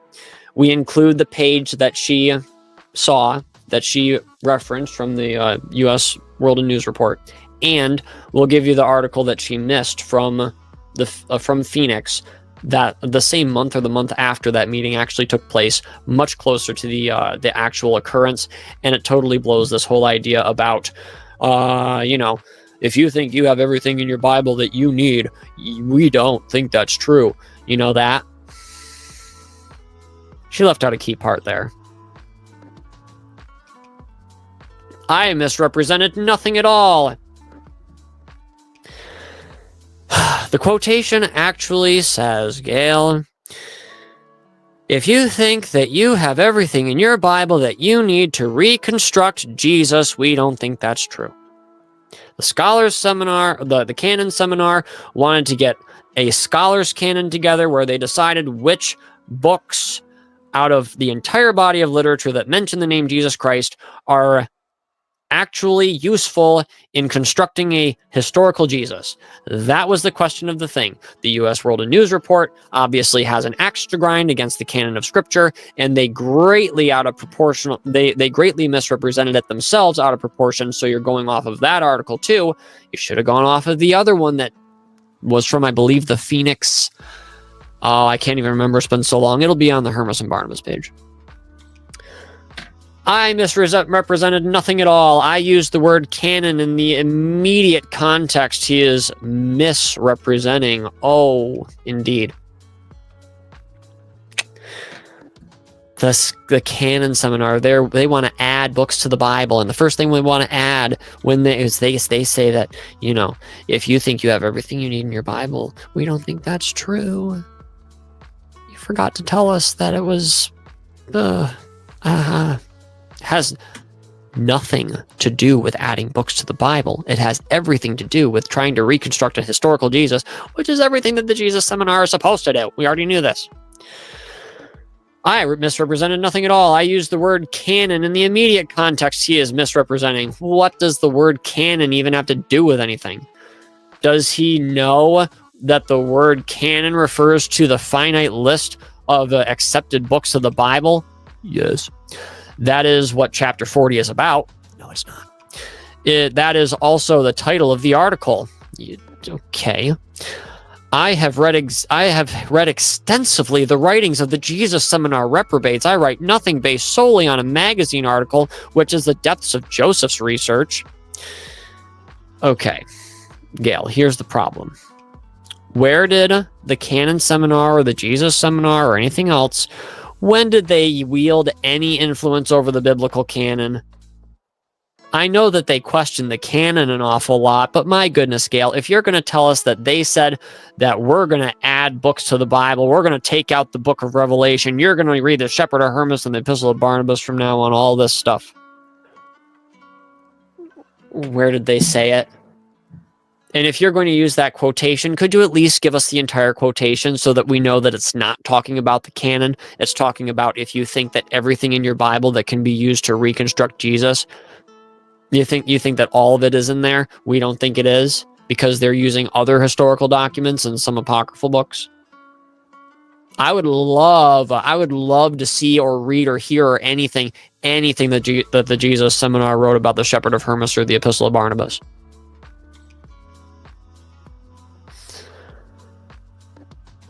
He agrees with liberal scholars' analysis of the Shepherd of Hermas. Oh, I do I? Well, guess what? I don't agree with your analysis of the Shepherd of Hermas, and I can prove it. And I can prove why I don't. I would disagree with her. I would agree with the other people who actually know what they're talking about, not just a lady who's sick and bedridden and just conspiring out of her mind. And yeah, that's pretty much the case, Gail. Honestly, please. You wrote, apparently, from the impression that I've gotten anyways, you wrote most of New Age Bible versions pretty much on your back in bed because of your debilitating disease, and I'm not trying to make fun of that. I'm not. Okay? I haven't tried to make fun of that at any point in my life. But there are people that have dedicated their lives to studying the New Testament text, to studying early Christian literature, and they know what they're talking about. When I read your book and I try to follow up on any of your points, it turns out at the end of every trail that I chase that you were wrong. And the connection that is supposed to be drawn through all of these is that little red ribbon that basically goes up on the cork board where a guy's drawing, connections between all these different things and is just going mad because, everybody's out to get him and everything. At this point, Gail, I know that you couldn't have gotten out of bed, but you really just needed to, as people say, you really just needed to go outside and touch grass.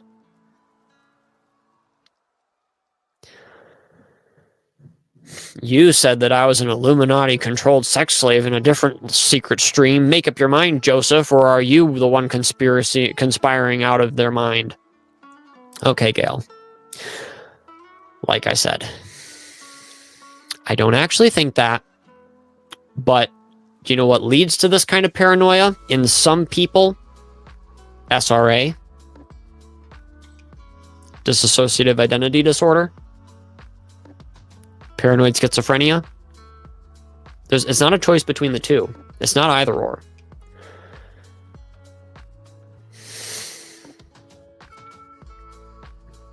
The only question is there something going on that has caused this? And it doesn't have to be that severe.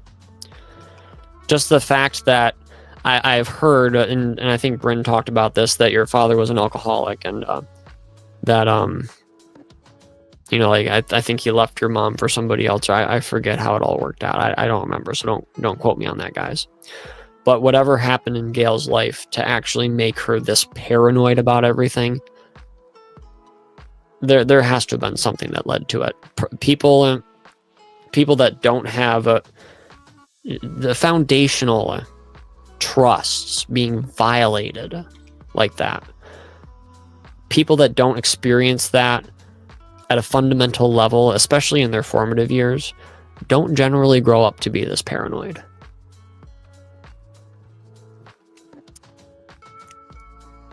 My paranoid is from listening to the confessionals a lot. Here we go. He pretends we have successfully brought at least one revision to New Age Bible versions, which we have. He goes on saying Barnabas doesn't actually say that Satan is Lord. Joseph is lying. It does. It doesn't say that. Let's see if we can look that up. Epistle of Barnabas. And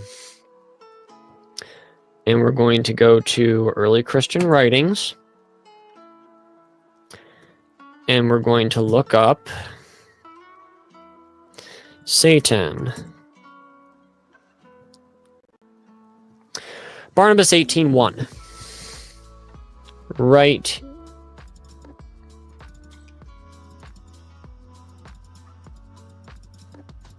Not letting me highlight. Barnabas 18:1. But let us pass on to another lesson in teaching. There are two ways of teaching and of power, and the one of light and the other of darkness. There is a great difference between the two ways.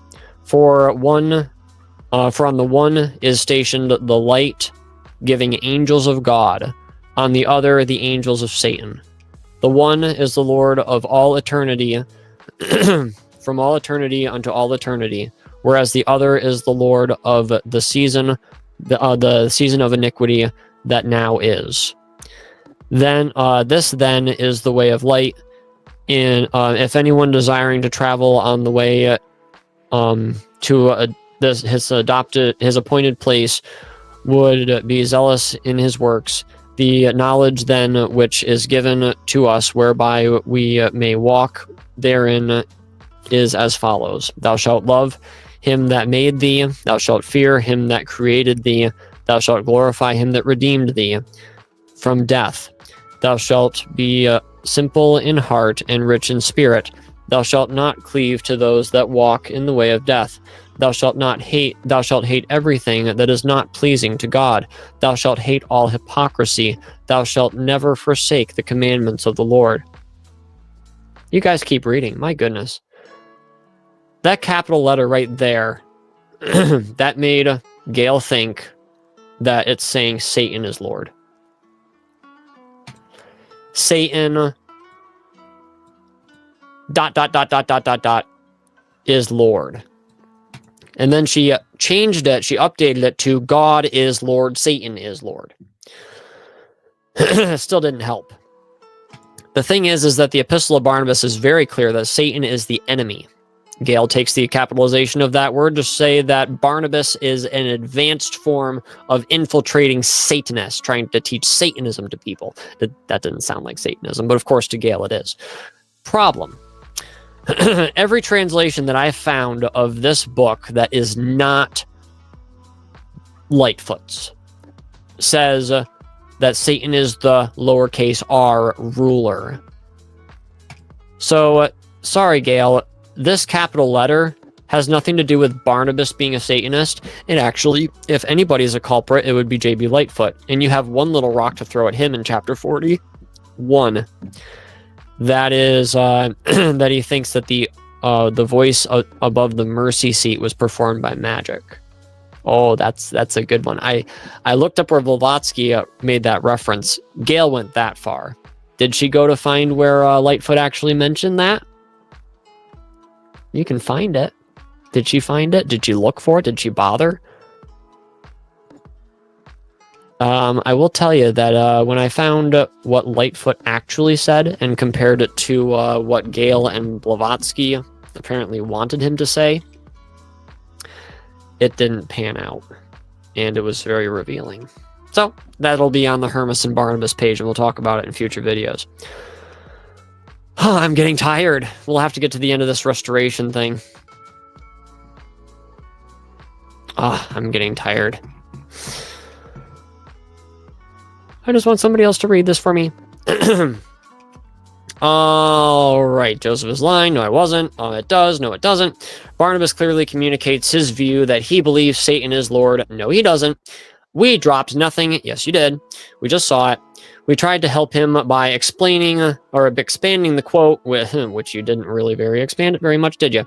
And adding an explanation beneath, saying, yeah, basically that the capitalization of the word L there, basically Barnabas believed that Satan and Jesus were brothers, Mormon theology, okay.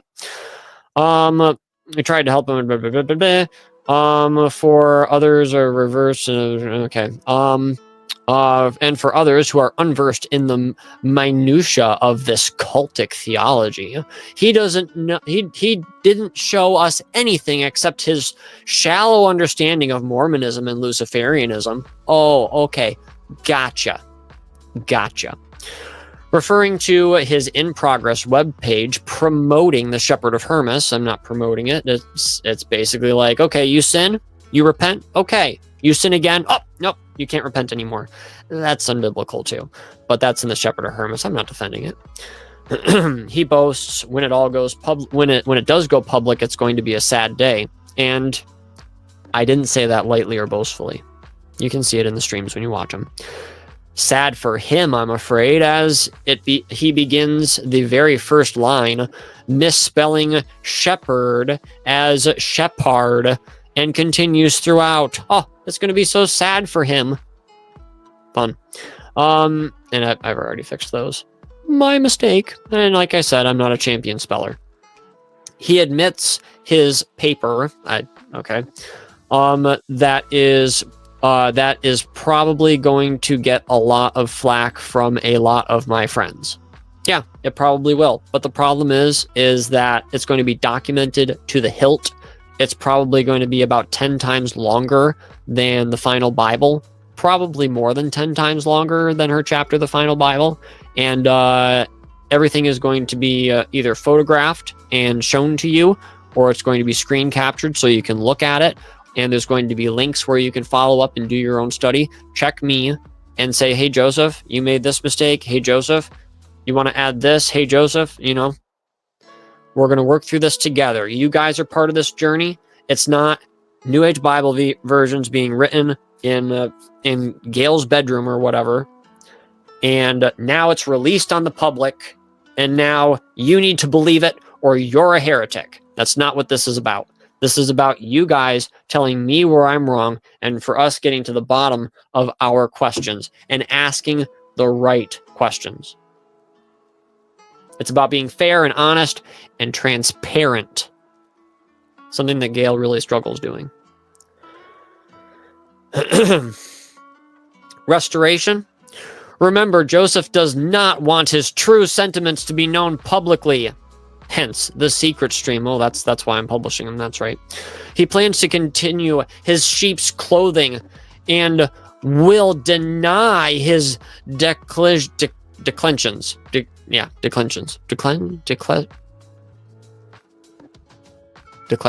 Yeah. I'm going to deny what? I don't know. The secret stream was not so, and I've explained this before. I have a small video about it. I have long videos about it. It's not the purpose of the secret streams to hide my views.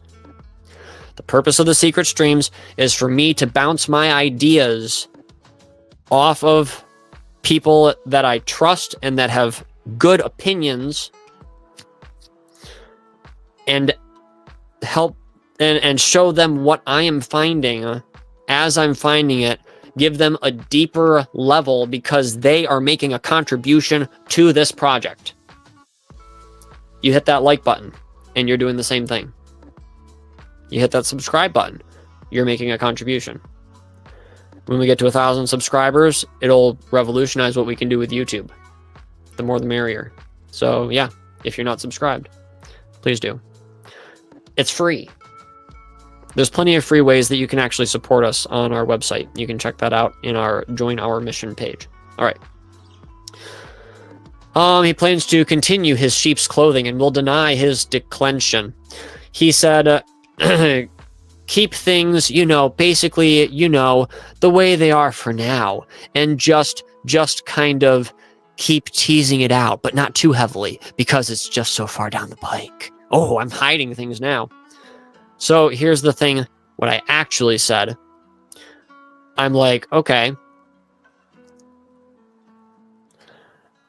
I'm going to keep mentioning the Hermas and Barnabas thing, but not as the Hermas and Barnabas thing, because I'm not ready. I haven't checked everything yet. I'm not ready to go public with it yet. I don't want to, yank the brownies out before they're done baking. But I don't want to tease it out too much, because then people are just going to get exasperated and be like, Joseph, come on, just come out with it. Because it's going to take forever for me to edit this page. It's enormous.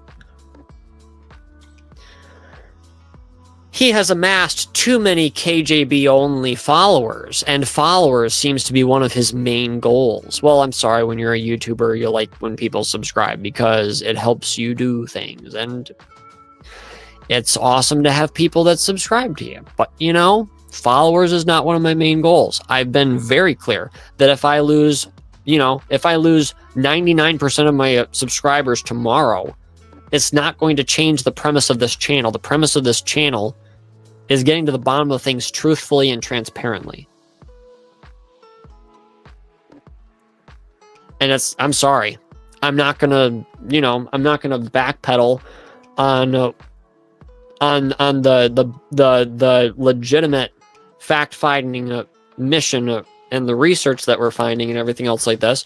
I'm not just gonna scrap all of it just because somebody threatened to unsubscribe to me or something like this. Not even close. So here's one of my main goals, is having followers. Okay, well, they're not even called followers on YouTube. She's talking about the Friends of Gail Riplinger group, which there are members there, but like I said, most of them don't even know I exist. There's like 1,200 people, and when I make a post, maybe 300 people will see it. Maybe. This is something people, if you don't understand content creation, I know some of you do, it wears you down. And there's lots of times, 3 people, you guys are marathon runners. There are lots of times when it's just exhausting. Do you think I like being up at 1 in the morning lecturing on a PDF that was written about me? I'm going this long because I don't want to have to come back to this PDF. And you get down when there's criticisms and stuff, and what they recommend you do is you keep a folder of your best moments or a notebook or something like this where you write down the encouraging things that have happened along the way. So when you're feeling that way, when you're feeling down and discouraged and just like giving up, you can go back and you can remember the good things that have come about of this, and it can rejuvenate your interest in pursuing your goal. And I add it to something that I call my best moments folder. With me being on YouTube and stuff, there's people that are excited to meet me, and it feels weird. And I save it to my highlights and or my best moments, as I call it. And there was a guy in the Friends of Gail Riplinger group that was just like, "What? Joseph Armstrong is here? Wow, that's so cool!" And that was nice. So I screen captured it and I put it in my best moments folder, and it was encouraging. It was nice.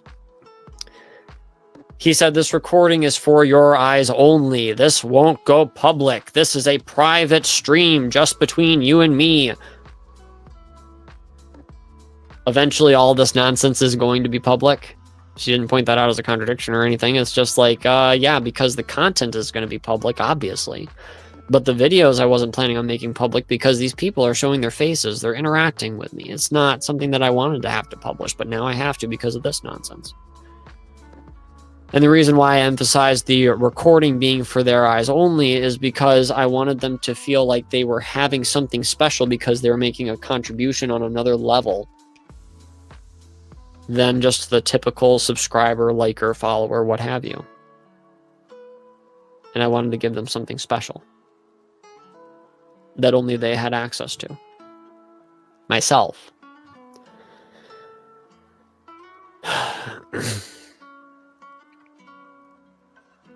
And I never meant that it was for the people who were there with me's eyes only. I knew that Gail could go back and watch these. I thought she was ignoring them. Turned out she wasn't. She was just watching quietly in the background. once we accidentally popped in during his secret stream airtime, he squealed, "How do we have 6 viewers?" Exclamation mark, exclamation mark, question mark. "Is this public?" Exclamation mark, exclamation mark, question mark. "This better not be public. Make sure this is under wraps where it should be. Should be an unlisted link. Oh, and by the way, as a co-conspirator, you're kind of obligated to not be sharing private links. So if you are, and I'm going to show Gail what this creep is saying. Get out of the co-conspiratorship. I don't trust you. I'm getting madder and madder all the time. Don't need you guys sharing the links that I'm entrusting you with. That's betraying trust. So yeah, if you send you a link, that's for you. Don't you get it to, sharing it with people that you think is appropriate parties. I have family kids. It's not cool. It's not cool. That's what you hear when you read that. You can watch the secret stream. The timestamp's not going to be accurate. I'm sorry, but that wasn't the spirit that I delivered that with. But what I was dealing with was a frustration with one member that never engaged, but I found out later that he never tuned in at all. He still doesn't, to my knowledge. And one thing that I was concerned about is that he was a Gail Riplinger sycophant, and that he was trying to get brownie points with Gail, and decided that he was going to be sending her notifications about these links and stuff, and being like, hey, guess what? Guess what this guy's saying about you and stuff like this. Here's a link. Go look at it. Gail was already getting the links. Maybe I forgot about it at that point, but I knew that she was. If you would have asked me, I'd been like, oh, yeah, she does, but she ignores them. I don't know what she does with them. But I'm not just getting madder and madder all the time.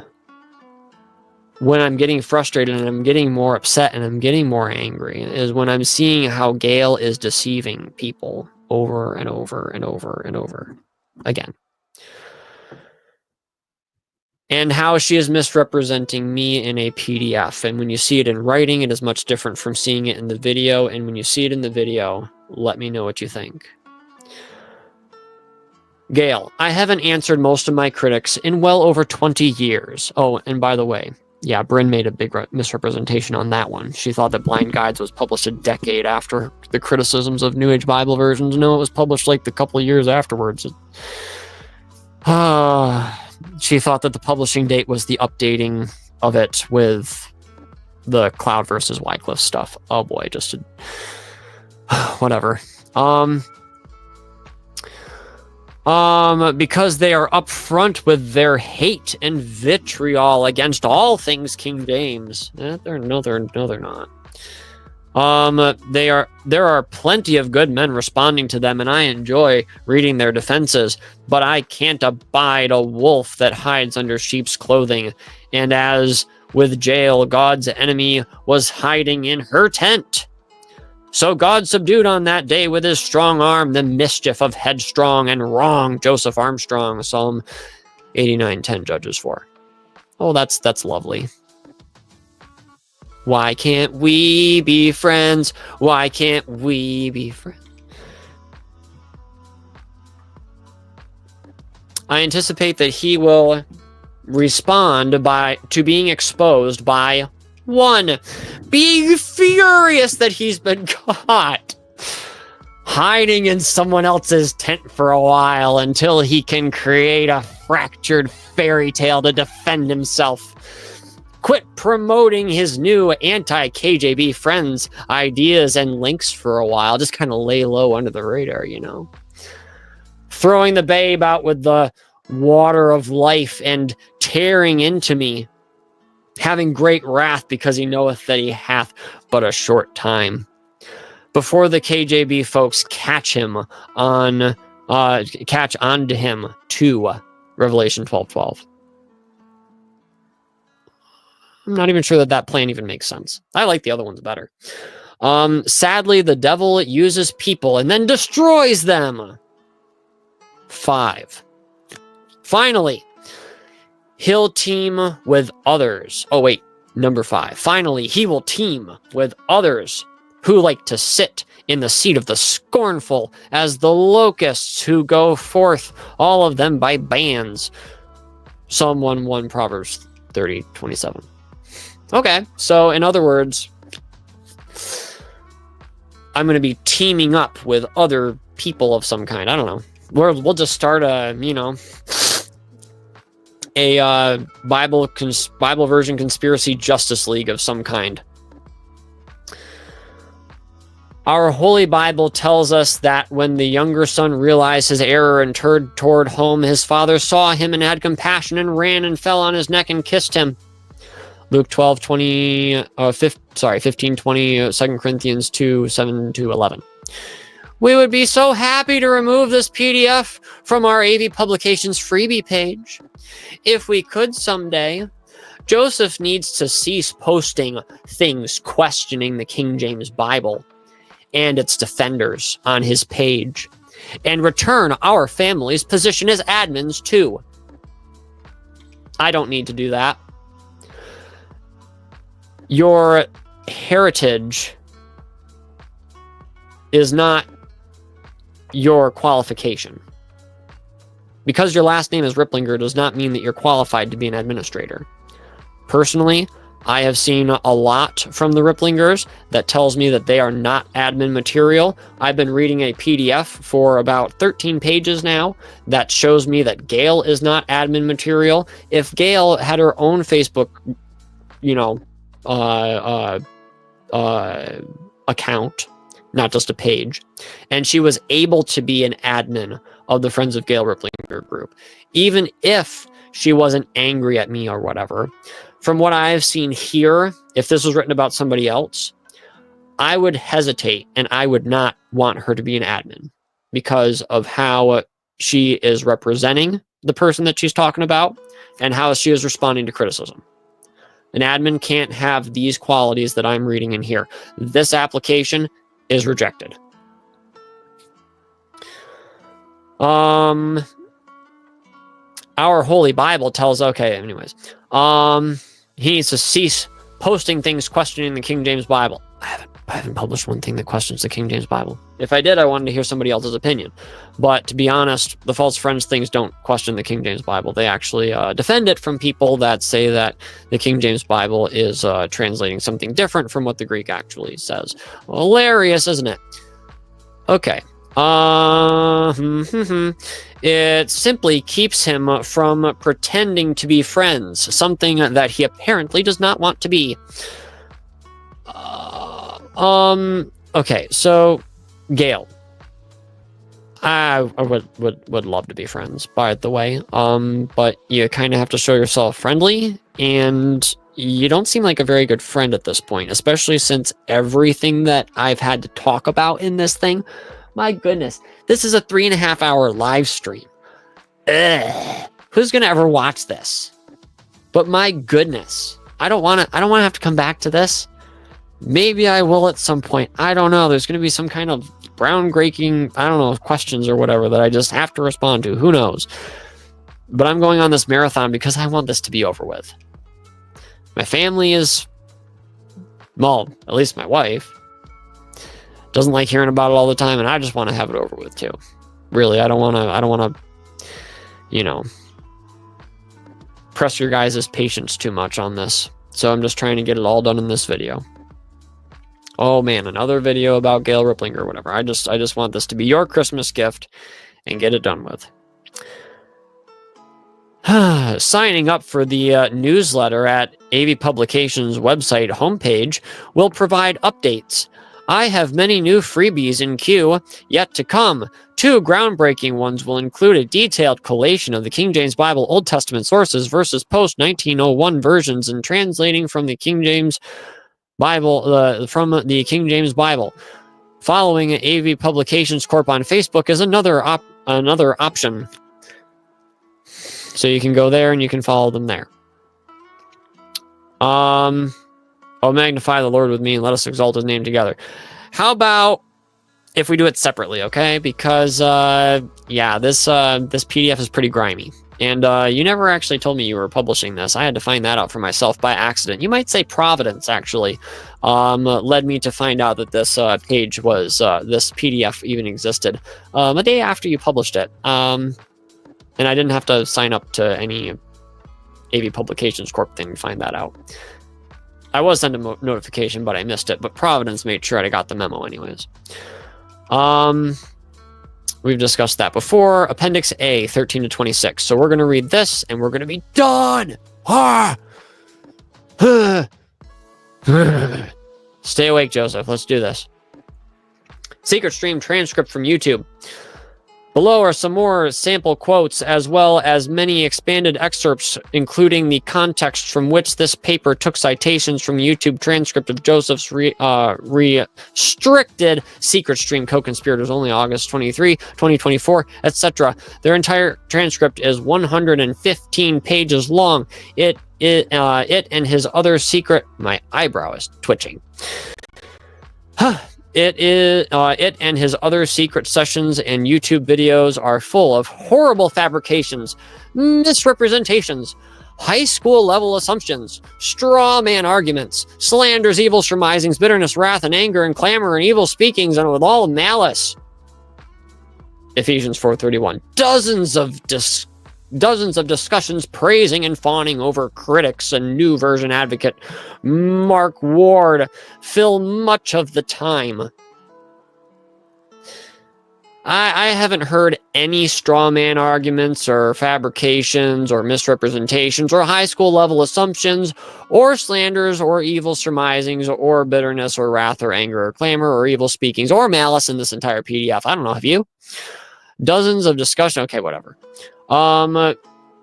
Should the need arise, we already have made copies of all the necessary original video, audio transcripts, and the PDF of his private in-progress web pages where he is attempting to build a case for the arcane Hermas and Epistle of Barnabas. Interesting. Because that page is going to be public after I finish it. Oh, yeah, and also the original video and audio and stuff is all going to be, yeah, it's all going to be public too. And like I said, what we're taking out are discussions about sauerkrauts and people's first and last names, okay? We are heartbroken for Joseph, who previously put in much work and zeal. I'm sure that others are also praying for him too, as they have mentioned to us. If you, and please, I need your prayers. Please. I'm not mocking those. Please, I need them, all right? A lot. If you think the following portions of this transcript are awful and crazy, you should hear all the streams. You will. At least all the ones that Gail ever heard.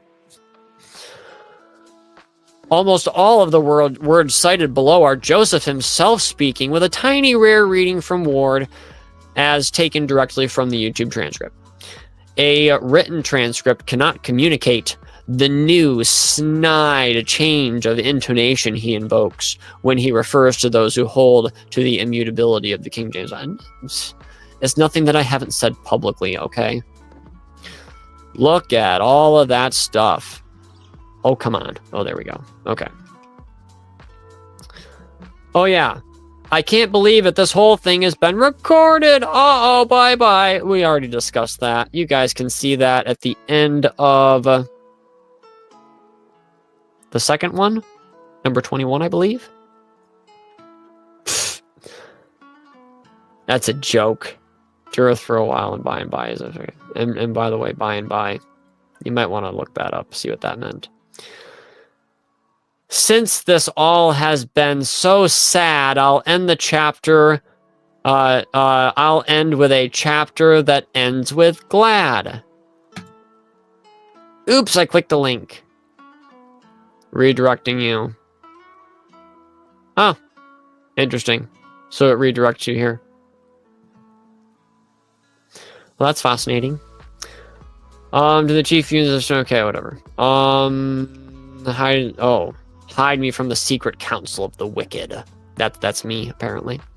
The insurrection of the workers of iniquity. The tongue is like swords and jaw teeth as knives, and all this stuff, and bend their bows and shoot arrows, even bitter words. They may shoot in secret places at the perfect. Gail. Suddenly they do shoot at him and fear not. They encourage themselves in an evil matter. They commune of laying snares privily. They say, who shall see them? Holy cow. Okay, so apparently Psalm 64 is Joseph Armstrong versus Gail Riplinger. This is what they call narcigesis, where biblical passages, when you talk about them, they're all about you.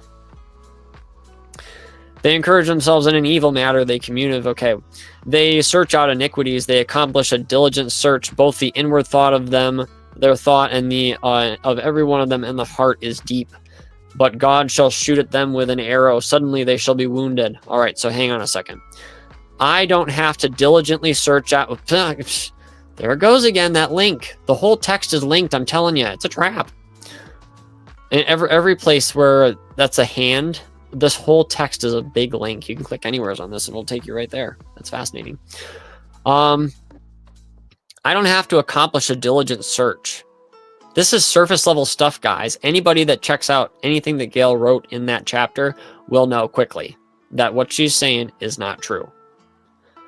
But God shall, so they shall make their own tongues fall upon themselves. All that see them shall flee away. And all men shall fear and shall declare the work of the Lord, and they shall wisely consider his doings.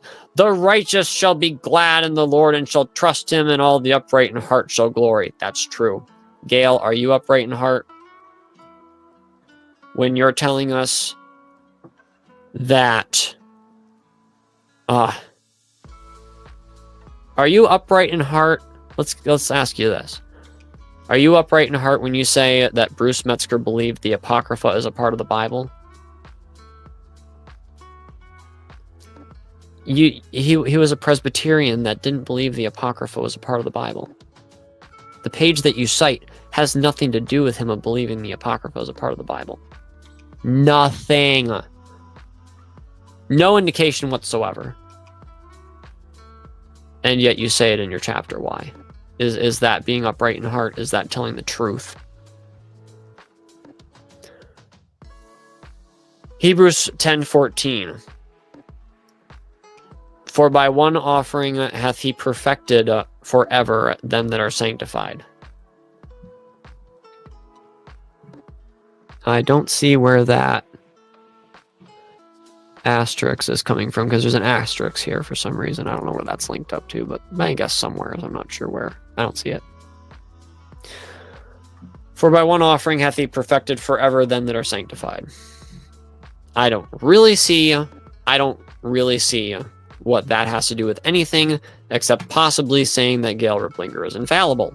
I don't know. Or who can lay anything to the charge of God's elect? I don't know. If God's elect decides to lie about things, then people can call them liars. So, we made it to the end of the PDF. I didn't discuss the entire transcript-y thing because it's just a lot, and you guys are going to be seeing all of that soon. I appreciate your listening ears. I'm going to look at your comments very quickly here.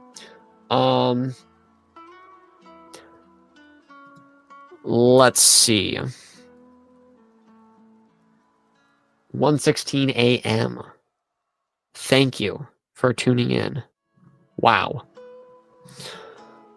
All right, so just in case you're getting tired, okay. Wait. This guy says howdy. Did the folks around Gail give slanted info to rile her up?